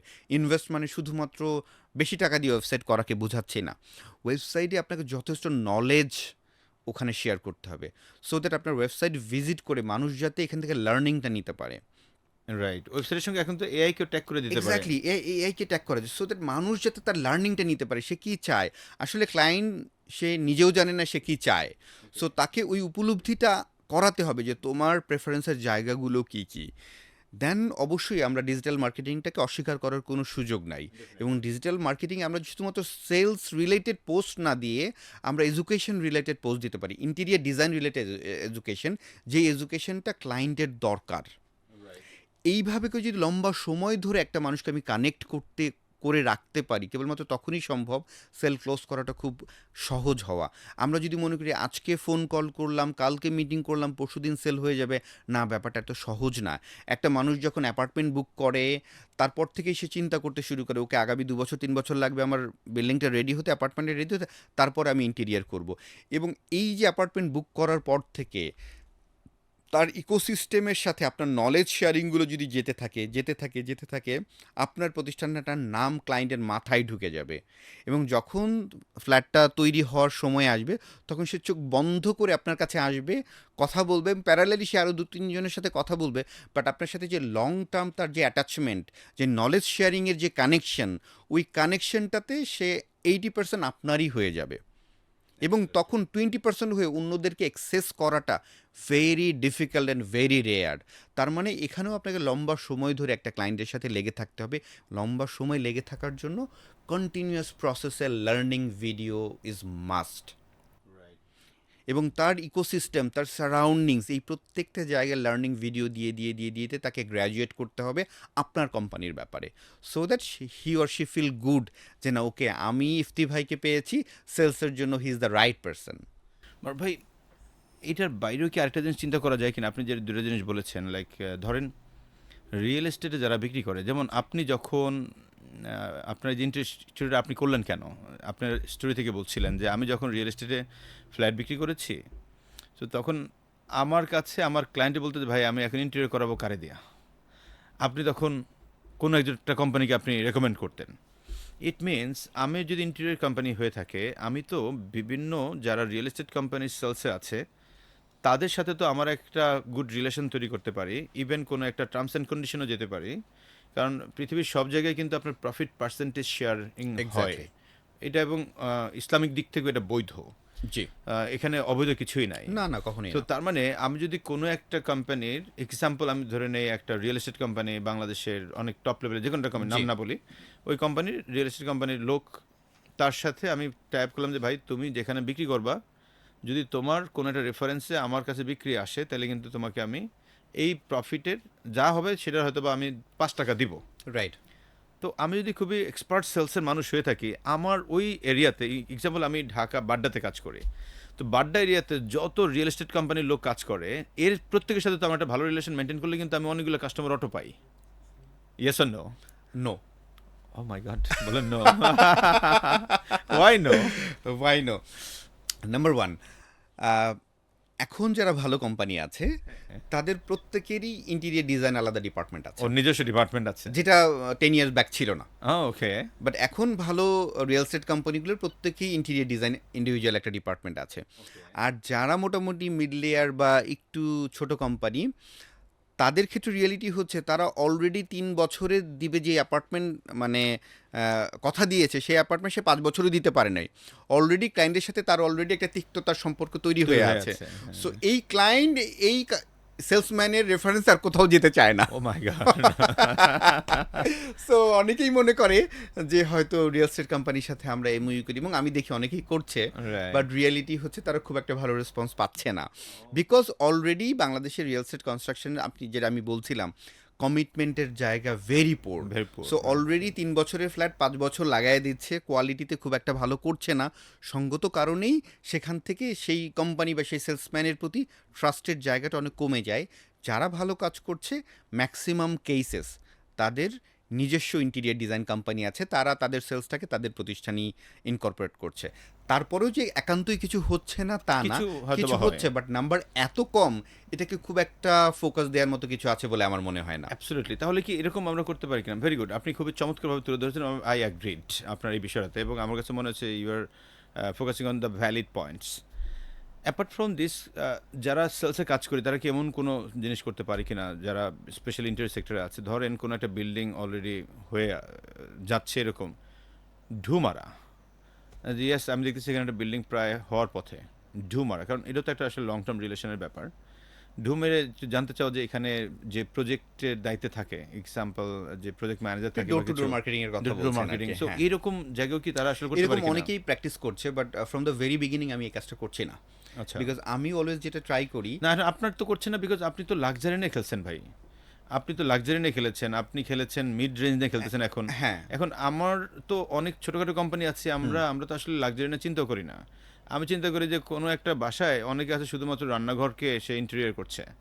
সো আমার টার্গেট মেবি আমি রান্নাঘরটাই করাইতে চাই। তো রান্নাঘর করতে গিয়ে আমার হয়তো এই 60,000 ইন্টেরিয়র 1,20,000। ইন্ডাস্ট্রিতে এখন রিয়েলিটিটা যে এরকম, আপনি মানে 5 লাখ টাকায় কাজ করেন আর 5 কোটি টাকার কাজ করেন, কোনো সেগমেন্টের জন্যই আমার মনে হয় না ডোর টু ডোর মার্কেটিংটা খুব একটা ভালো ওয়ে। ওকে, এটা হচ্ছে আমার পার্সোনাল অবজারভেশন। ওকে, কেন না? এর অন্যতম প্রধান রিজন হচ্ছে, আপনি একদিন ডোর টু ডোর ভিজিট করে যে কয়টা ভিজিট করতে পারবেন, যে কয়টা ক্লায়েন্টের সাথে ইন্টারাক্ট করতে পারবেন, আপনি যদি through digital media, through social media আপনি ট্রাই করেন, এর থেকে 10 টাইমস বেশি মানুষের কাছে রিচ করতে পারবেন। So Absolutely. Which one is better for you? I would Of course, say digital. হ্যাঁ। সো আমাকে দুটো ব্যাপার মাথায় রাখতে হবে, কোন ওয়েতে সবচেয়ে কম সময়ে কম ইনভেস্টমেন্টে ম্যাক্সিমাম রেভিনিউ জেনারেট করা যায়। সো ম্যাক্সিমাম ROI ডেভেলপ করতে হলে অবশ্যই ডিজিটাল মিডিয়াতে প্রেজেন্স থেকে করতে হবে। এবং এইখানে আরেকটা সুবিধা হচ্ছে, আপনি যখন ডোর টু ডোর যান, তখন এই ইন্ডাস্ট্রিতে ক্লায়েন্টরা মনে করে যে আপনি খুব একটা ভালো কোম্পানি না। যখন আপনি সোশ্যাল মিডিয়াতে একটা ইকোসিস্টেম ডেভেলপ করেন, যে ইকোসিস্টেমের কারণে সে ভিজিবল, সে আপনাকে দেখতে পায় এবং সে নিজে ইগার হয়ে আপনাকে কল করে, সে তখন আপনাকে প্রায়োরিটি দেয়, সে তখন আপনাকে বড় কোম্পানি মনে করে, ভালো কোম্পানি মনে করে, নলেজেবল মনে করে। নলেজেবল মনে করাটা খুব জরুরি, বিকজ যেহেতু আপনার থ্রু ইয়োর কন্টেন্ট সে বুঝতে পারছে যে আপনার প্রতিষ্ঠান নলেজ রাখে, রাইট। তখন সে আপনার কাছে আসে, সময় দেয়, আপনার অফিসে এসে বসে থাকে, তখন এই ডিলগুলো ক্লোজ করা সহজ হয়। আর আপনি যখন ডোর টু ডোর যাচ্ছেন তখন মনে করছে এটা ছোট কোম্পানি, এই 21st সেঞ্চুরিতে এখন রাস্তায় দৌড়ে কি এরকম প্রোডাক্ট সেল হয় কি না, রাইট, এটা তো আর হচ্ছে ওই যেই ডেইলি গ্রোসারি না যে Right. আসলে 100 টাকা দিয়ে রেখে দিলাম। সো আমার যেটা মনে হয় ডোর টু ডোর মার্কেটিং এই এখনকার 2025 সালে এসে রাইট অ্যাপ্রোচ না। এটা একান্তই আমার ওপিনিয়ন, আমার ভাই, অভিজ্ঞতা আমি থেকে আমি বলছি। আপনার এই জায়গাটার সাথে কানেক্ট করে ট্রেনিং ইন্ডাস্ট্রির সাথে রিলেট করে আমার লাইফ এক্সপিরিয়েন্সটা একটু শেয়ার করি, তাইলে আপনার এটার সাথে জি। আরেকটু ভ্যালিডেট হতে পারে maybe. Door to door marketing একেবারেই ভ্যালিড না আমি সেটা বলবো না, অ্যাটলিস্ট একটা certain level of course valid, product ভেদে এটা রাইট, একটা certain level valid. Validity. But আপনি যে কথাটা বললেন এটা অনেক বেশি অ্যাপ্রোপ্রিয়েট। দেখেন, আমি ব্যক্তি ইউসুফ ইফতি, বাংলাদেশে এখন প্রচুর মানুষ চিনে। ইভেন এই যে আমি কালকে রাতে আসছি খুলনা থেকে, তো অনেক প্রফেশনাল লোকজন এসে বলে যে ইফতি ভাই আমি তো আপনার ওই ভিডিওটা দেখে খুব শিখছি। এর মধ্যে একটা কোম্পানির এক বিগ শট হিসেবে সে হেড অফ সেলস হিসেবে জয়েন করেছে, একটা অনেক বড় ডিপার্টমেন্ট কোম্পানির বিভিন্ন স্টোর চালাবে এরকম। সে বলছে ইফতি ভাই আপনার ওই ভিডিওটা আমাকে এত সমৃদ্ধ করেছে, যেটার কারণে আমি ভাইবা বোর্ডে যাওয়ার আগে ওইটা 3-4 বার দেখে গেছি। আলটিমেটলি আমাকে ওই রিলেটেড প্রশ্ন করছিল, মানে হয়ে গেছে এটা কাকতালীয়। এবং আমি ডে লং ভাইবা দিয়া ওনাদের এখানে হেড অফ সেলস হিসেবে রিক্রুটেড হয়েছে, আমার বয়স মাত্র 38। This is reality. এখন খেয়াল করে দেখেন, আমি প্রচুর ভিডিও কন্টেন্ট দিই, এখন তো পডকাস্ট দিচ্ছি, বাট Right. এর আগেও প্রচুর কন্টেন্ট দিচ্ছি। Right. There are so many calls I have received বিভিন্ন কোম্পানি থেকে যে আমি তাদের ট্রেনিংয়ের জন্য ডাক পেয়েছি। অ্যাট দ্য সেম টাইম ওখানে যাওয়ার পরে তারা বলছে যে ইয়েস আমাদের এমডি, আমাদের অমুক, আমাদের এই, আমরা আপনার ভিডিও দেখেছে, দেখে বলছে আপনাদের ট্রেনিং করানোর। দেখেন, এই যে ডিজিটাল ইকোসিস্টেম যেটা আপনি বলছেন, এটার কারণেই কিন্তু আমার প্রচুর কাজ বেড়ে গেছে। অথচ আমাদের প্রচুর ট্রেনারকে আমি যদি খেয়াল করে দেখি বাংলাদেশ, হাতে গোনা 2 থেকে 3 জন মানুষ আমরা হয়তো র্যান্ডমলি কিছু ভিডিও দেই, আর ম্যাক্সিমামই হচ্ছে ডুবো জলে কাজ করি আমরা। এই ডুবো জলে কাজ করি কি, একটু 1-to-1 যে ভিজিট করি, এটা করি সেটা করি, এরকম কাজ করছি। এতে করে হচ্ছে কি যে আপনি যে কনসেপ্টটা মাত্র তুলে ধরলেন যে ডোর টু ডোর ভিজিট করার কারণে অনেকে আন্ডার এস্টিমেট শুরু করে দেয়, স্বাভাবিক। এবং সে যে আপনি যে আসলে এতটা যোগ্য মানুষ সে তো আসলে আপনাকে বুঝতে পারে না। তো এবং আপনি তখন প্রাইস নেগোসিয়েশনে হারবেনই, রাইট, সো কম প্রাইসিংয়ে কাজ করে। কাজ করতে হবে। অথচ আমরা কিন্তু বাংলাদেশে খুবই প্রিমিয়াম, আমি হাইয়েস্ট প্রাইসিং করি এবং প্রিমিয়াম প্রাইসিংয়ে, ইভেন Exactly. তারপরেও ডেট দেওয়াটা খুব টাফ হয়ে যাচ্ছে। এক্স্যাক্টলি। সো সেই জায়গাটাকে যদি চিন্তা করি, নাও এ ডেজ ডোর টু ডোর হয়তো কিছুটা কাজে দেবে, তার থেকে বেশি কাজে দেবে যদি আপনি আপনার ডিজিটাল প্রেজেন্সটাকে নিশ্চিত করেন। তবে মাইন্ড ইট, আমরা ডিজিটাল প্রেজেন্স অনেকে যেটা করে থাকি যে খালি বলে আমার ট্রেনিংয়ে ভালো, আমার ট্রেনিংয়ে আসেন, আমার ট্রেনিংয়ে এটা, আমার ট্রেনিংয়ে এটা। আপনি আমার একটা সিঙ্গেল, মানে যেটা প্রমোশনাল ভিডিও, যেটা ডিফারেন্ট গেম, বাট আমার পার্সোনালি যে সকল ভিডিওগুলো করে থাকি, একটা সিঙ্গেল ভিডিও আপনি পাবেন না যে বলেছি যে ভাই মানে আপনি আমাদের এটা করেন ওইটা করেন। হ্যাঁ, আমার একটা কোর্স বিক্রির জন্য একটা আলাদা গেম, কিন্তু নর্মালি মানুষকে এডুকেট করার জন্য হিউজ ভিডিও দিয়েছে, ভ্যালু ড্রিভেন হতে হবে। ভ্যালু ড্রিভেন ভিডিও, তাতে ডিফারেন্ট অ্যাসপেক্টের ভিডিও, রাইট। যেটা তাকে টাচ করেছে। রিসেন্টলি একটা বিগ জায়ান্ট গ্রুপ অফ কোম্পানির এক্সিকিউটিভ ডিরেক্টর আমাকে ফোন দিছে, দিয়ে বলে যে ইফতি ভাই আপনার যদি বসতে চাই। তো আমার ট্রেনিং থাকার কারণে আমি ওনার সঙ্গে কোনো রকমের টাইম দিনের বেলা ম্যাচ করতে পারি নাই। সন্ধ্যার পর 9:30 ওনার সঙ্গে আমি বসছি। তো বসার পর এবার উনি আমার সাথে কথা বলে, আর ইয়াকে আপনার যে হচ্ছে কি বলে সার্ভ করে, তারই মোবাইলটা দিয়ে বলে যে এটা একটু ভিডিও করো। তো আমি তো বুঝি নাই, তো ভিডিও করছে। তো আমি জিজ্ঞেস করলাম ভিডিও করলেন কেন? তো বলে যে আমার গোয়িং টু বি এমডি, যে বর্তমানে এমডির ছেলে আর কি, সেকেন্ড জেনারেশন ডিরেক্টর, এ বেসিক্যালি আপনার তথ্য আমার কাছে দিছে, দিয়ে বলছে যে ওনাকে নিয়ে আমার লোকজনের ট্রেনিং করাবেন। তো আমি যে আপনার সঙ্গে মিটিংটা করছি, আমি কয়েকদিন ধরে তো আপনার সঙ্গে মিটিংয়ের টাইম পাচ্ছিলাম না, মানে আপনি টাইম দিতে পারছিলেন না। সো আমি যে আপনার সঙ্গে মিটিং করছি, এই ভিডিও ওনারা এখনই পাঠাবো আমি, যে আমাদের মিটিং হয়েছে, দেন আমরা ট্রেনিংয়ে যাচ্ছি। এক্স্যাক্টলি। দেন আমি এবার ওই কোম্পানিতে ফিজিক্যাল একটা মিটিংয়ে যাওয়ার সুযোগ হয়েছে তারও 7-8 দিন পর। এবার ওই ডিরেক্টরের সঙ্গে বসছি। তো ডিরেক্টর আমার দেখে বলে যে ইফতি ভাই আপনার তো প্রচুর ভিডিও আমি দেখি, আমি আপনার রিয়েল ফ্যান, এবং আমি আমার টিমকে বলেছি যে আপনাকে দিয়ে আমাদের টোটাল সেলস টিমকে ট্রেনিং করাই দেয়। এবং ওই কোম্পানির ধরেন মিনিমাম যাদেরকে আমি ম্যানেজারিয়াল লেভেল ট্রেনিং করাবো, সেই সেগমেন্টও 700-800 লোকের কম না আর কি। মাশাআল্লাহ। তো একটা ব্যাচে আমরা বড় যে 25-30 জন কভার করি, তাহলে চিন্তা করেন মানে আমি করা শেষ করতে পারবো না আর কি, এরকম একটা অবস্থা। তো এই লোক আমার উপরে বিশ্বাস করেছে কোথায়? Ecosystem, exactly. ভিডিওস, এই যে আমি আজকে আপনাকে এটা পডকাস্ট করছি, এটা কিন্তু আমার একটা ইকোসিস্টেম। এক্স্যাক্টলি। আমি সেক্টর বেসড কিন্তু কভার করছি। ধরেন আপনার সাথে আমি যে পডকাস্টটা করছি, এটা কিন্তু এখন ইন্টারেস্ট সেক্টরের মানুষগুলো দেখবে, সেখানে Right. সেলসের লোকরা দেখবে। রাইট, তো অ্যাজ এ রেজাল্ট আমার ব্র্যান্ডিং হচ্ছে, আপনার ব্র্যান্ডিং হবে। অন দ্য আদার হ্যান্ড সে নিজে শিখতেছে। রাইট। সো এটা কিন্তু একটা বাই প্রোডাক্ট হিসেবে অনেক জিনিস চলে আসে। তার মানে আপনার ডিজিটাল প্রেজেন্স বিভিন্নভাবেই আপনাকে আনতে হবে এক্স্যাক্টলি। যদি আপনি সুপার ডুপার করতে চান, যে কথাটা আপনি বারবার বলছেন, যে ecosystem. Ecosystem develop thank you, এটা আমার কাছে মনে হচ্ছে খুবই খুবই ভ্যালিড বিষয় বর্তমান সময়ের জন্য আপনি বললেন। এক্স্যাক্টলি। প্রোডাক্টটা আগে বুঝতে হবে এবং এই প্রোডাক্টের ক্লায়েন্ট কোথায় থাকে এটা বুঝতে হবে এবং এই প্রোডাক্টের ক্লায়েন্ট কিভাবে রিয়্যাক্ট করে, কিভাবে অ্যাকশন টেক করে, এইটা বুঝতে হবে। তখন জার্নিটা অনেক সহজ হয়ে যাবে। আমার কাছে এখন মোবাইল ফোন আছে, সো আমি এটা রেখে যদি এই পাশের বাসায় গিয়ে কথা বলে আবার আসি, কি দরকার ভাই? দরকার নাই তো। সো যেটা সহজে হয় সেটাকে সহজে করতে হবে এবং এখানে সময়টা বেঁচে যায়, ইনভেস্টমেন্ট কম হয়, বেশি আরওয়াই আসে। So why not? রাইট। অনেক জিনিস জানলাম, মোটামুটি সেলসের অনেকগুলো বিষয় জানা হলো। এবার আপনার কাছে আমার আরেকটা প্রশ্ন, সেটা হচ্ছে যে এই সেগমেন্টে যারা লিডার, সেলসের লিডার্স, তারা তাদের টিমকে আরও কিভাবে আসলে ইফেক্টিভলি বা প্রোডাক্টিভলি কাজ করাতে পারে, in fact during presentation or follow up or যে কোনো জায়গায়, মানে অ্যাজ এ লিডার আপনারও তো অনেক নিশ্চয়ই ম্যানেজার আছে, সো তারা আসলে কিভাবে কাজ করলে বিষয়টা আরেকটু মানে সেলসটাকে ভালো করতে পারবে অথবা সে তার ক্যারিয়ারটাকে বাড়াতে পারবে? লিডারদের জন্য যদি আপনি 3 থেকে 5টা টিপস দেন। এই ইন্টেরিয়র ইন্ডাস্ট্রিতে যেটা হয়, ম্যাক্সিমাম কোম্পানি থেকে যেটা হয়, লেটসে যে ভদ্রলোক প্রতিষ্ঠানটা শুরু করেছে অথবা তার সেকেন্ড লেয়ারে যারা 10 বছর 15 বছর ধরে কাজ করে লিডারশিপে এসেছে, এরা আসলে দায়িত্বটা ছাড়তে চায় না। দায়িত্বটা ছাড়তে চায় না মানে ডেলিগেট করতে চায় না। মনে করে আমি যেভাবে পারছি আমার ডাউনওয়ার্ডসে তারা হয়তো পারবে না, ক্লায়েন্ট হয়তো নষ্ট হয়ে যাবে। ম্যাক্সিমাম কেসে সব কাজ নিজে করতে যায়। তার লম্বা অভিজ্ঞতা থেকে সে দেখেছে সে একটু ভালো করে কম্পেয়ার টু আদার্স, এই জন্য সে ডাউনওয়ার্ডকে ছাড়তে ভয় পায় এবং এই ছাড়তে ভয় পাওয়াটা এবং ছাড়তে না চাওয়াটাই তাদের গ্রোথের পেছনে সবচেয়ে বড় স্ট্রাগল হিসেবে দাঁড়ায়। আমার প্রতিষ্ঠানে আমার যেটা হয়েছে, আমি শুরুতে একদম প্রজেক্ট ভিজিট থেকে শুরু করে, ক্লায়েন্ট মিটিং থেকে শুরু করে, ডিজাইন প্রেজেন্টেশন থেকে শুরু করে, দেন কাজটা লক হলে কারণ বাজারে গিয়ে ম্যাটেরিয়াল পারচেস করা থেকে শুরু করে, মিস্ত্রিদের সাথে কথা বলা থেকে শুরু করে, প্রত্যেকটা জায়গায় আমি নিজেকে ইনভলভ করেছি। প্রত্যেকটা জিনিস আমি শিখেছি, ভুল করেছি শিখেছি, ভুল করেছি শিখেছি, ভুল করেছি শিখেছি। প্রথম 2 থেকে 3 বছর প্রতিটা কাজ আমি নিজে হাতে করেছি। তারপর আস্তে আস্তে করে কাজগুলো আমি ছেড়ে দিতে শিখেছি, কীভাবে কাজ ছাড়তে হয়, কীভাবে ডেলিগেট করতে হয়, কীভাবে ডাউনওয়ার্ডকে সামনের দিকে আগিয়ে নিয়ে আসতে হয়। বিকজ আমি যদি কাজ না ছেড়ে দিতে পারি কখনোই আমার প্রতিষ্ঠান বড় হবে না। এই মুহূর্তে যদি আমার প্রতিষ্ঠানের কথা বলেন, আমি কমপ্লিটলি অপারেশনসের বাইরে। ওকে। আমি যদি 1 মাস 2 মাস অফিসে নাও যাই, দেশের বাইরেও থাকি, আমার বিশ্বাস আমার প্রতিষ্ঠানের সেল কখনো কমবে না, বরঞ্চ বাড়বেই। সো এই লিডারশিপ তৈরি করাটাই একজন ফাউন্ডারের কাজ, যেই জায়গাটাতে আমরা ম্যাক্সিমাম কেসেস ভুল করে ফেলি।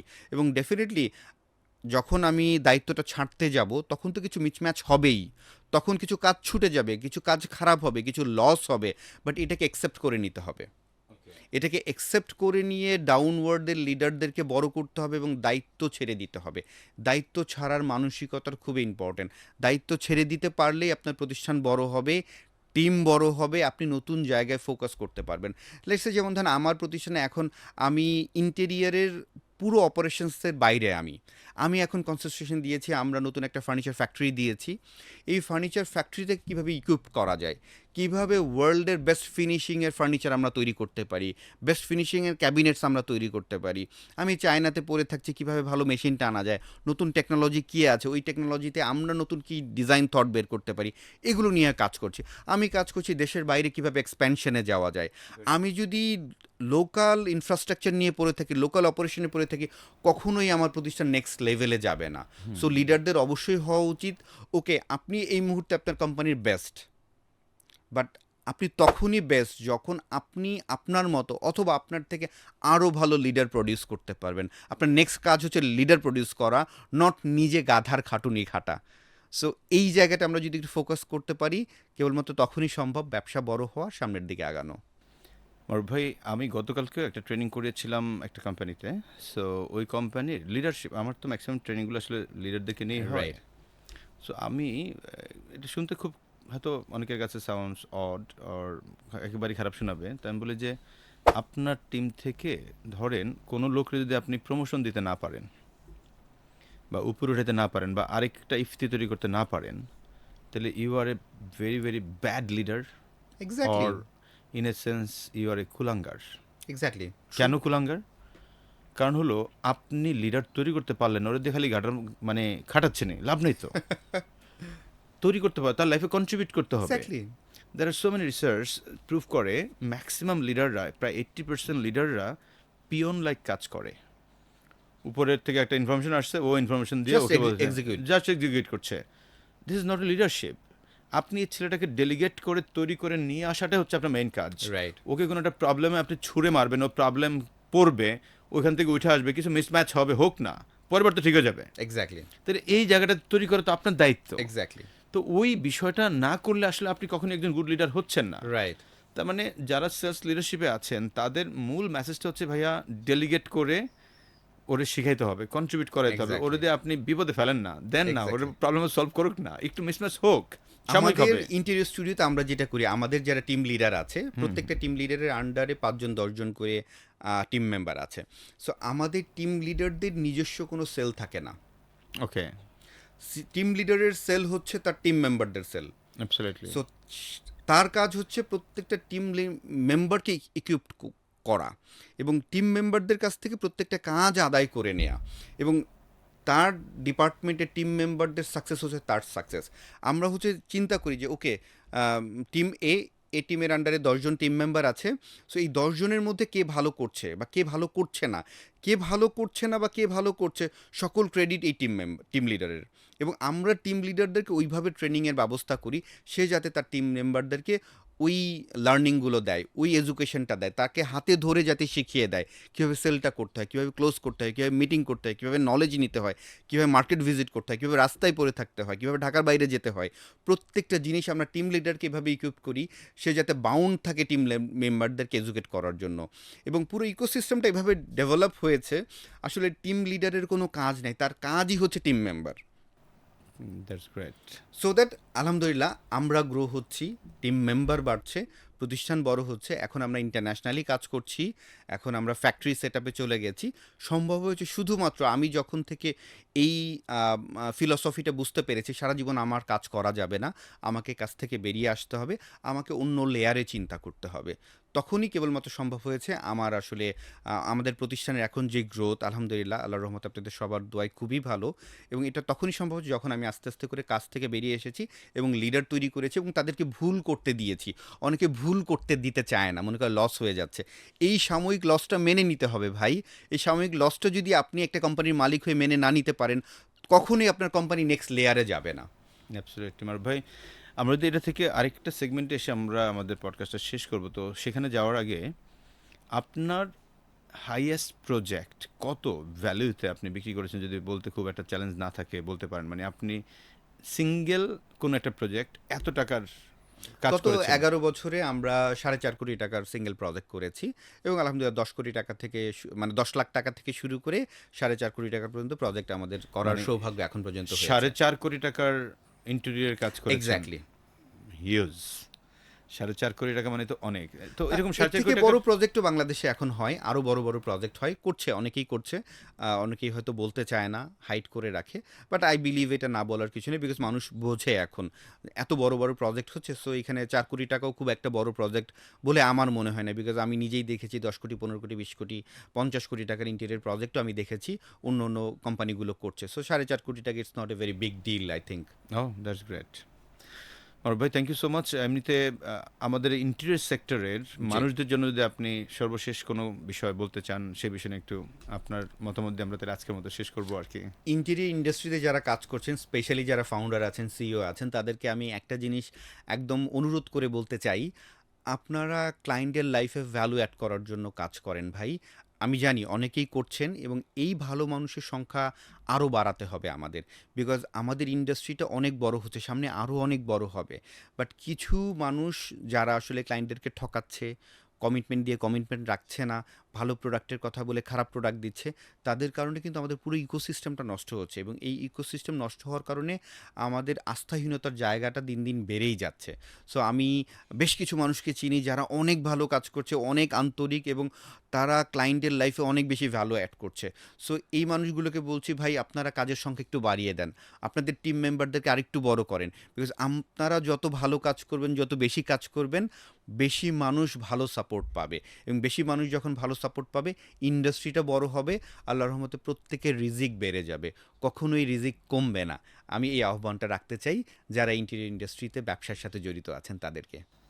That's great, thank you so much Maruf ভাই আমাদের এখানে আপনার সময় দেওয়ার জন্য, এবং আপনার এই সময়টা আমাদের সামনে যারা আজকে দেখছেন প্রত্যেকে অনেক সমৃদ্ধ হবেন এই প্রত্যাশা করছি। ইফতি ভাই, আপনাকে অসংখ্য ধন্যবাদ। আমার মতো ক্ষুদ্র একটা মানুষকে আপনার এই চমৎকার আয়োজনে আপনি আমাকে ইনভাইট করেছেন, আমারও খুব ভালো লাগছে। আমি চেষ্টা করেছি আমার ক্ষুদ্র নলেজ থেকে কিছু ব্যাপার, আমার রিয়েল লাইফ যে লার্নিংগুলো আছে শেয়ার করার জন্য। এখান থেকে কেউ যদি বিন্দু মাত্র উপকৃত হতে পারে, এটাই আমার সার্থকতা। ধন্যবাদ। ইউ ডিয়ার ভিউয়ার্স, আমরা যারা দেখেছি এতক্ষণ সবাইকে অসংখ্য ধন্যবাদ এবং কৃতজ্ঞতা। আমাদের এই ভিডিওটা আপনি শুধু একবার না, আমি অলওয়েজ বলে থাকি কমপক্ষে 5 বার দেখবেন, কারণ প্রতিবারই আপনার কাছে নতুন নতুন ইনসাইটস পাবেন আপনি। সো আপনি যত বেশি দেখবেন তত বেশি সমৃদ্ধ হবেন, এবং শুধু আপনি নিজে দেখাই না, আপনি আবার অন্যদেরকেও শেয়ার করবেন। অ্যাপার্ট ফ্রম দিস, আমাদের এই ভিডিওটা একেবারেই কপিরাইট ফ্রি। আপনি যদি চান ডাউনলোড করে আপনার নিজের মতো করে ইউজ করবেন, ইউ ক্যান। এই ধরনের লার্নিং ভিডিওগুলো ছড়িয়ে দেওয়াটা হচ্ছে এক ধরনের সোয়াবের কাজ। আমরা যারা মুসলিম প্র্যাকটিশনার, আমরা বিশ্বাস করি যে কোনো লার্নিং মানুষকে সদকায়ে জারিয়ার মতো আপনার কাছে অনেক সোয়াব এনে দেয়। সো আপনি একটা শেয়ারও আপনাকে অনেক বড় ধরনের কন্ট্রিবিউট করবে। যেহেতু এই ধরনের কাজগুলো আসলে সমাজের মানুষকে আরও অনেক সমৃদ্ধ করে, এই ইন্ডাস্ট্রিটাকে আরও কোয়ালিটি সম্পন্ন ইন্ডাস্ট্রিতে তৈরি করবে, সেজন্য আমাদের প্রত্যেকের দায়িত্ব এই ধরনের বিষয়গুলোকে সাপোর্ট করা। আমরা নতুন কোনো পর্বে আবার নতুন কোনো অতিথিদেরকে নিয়ে আপনাদের সামনে হাজির হব। সেই পর্যন্ত সবাই ভালো থাকবেন। সেলস পডকাস্ট এবং সেলস লিডারশিপ একাডেমি তথাপি ফিউচার আইকনের সাথেই থাকবেন। আমি ইউসুফ ইফতি আবারও হয়তো হাজির হব আপনাদের সাথে কোনো একজন বিশেষ অতিথিকে নিয়ে। সে পর্যন্ত সবাইকেই আল্লাহ হাফেজ।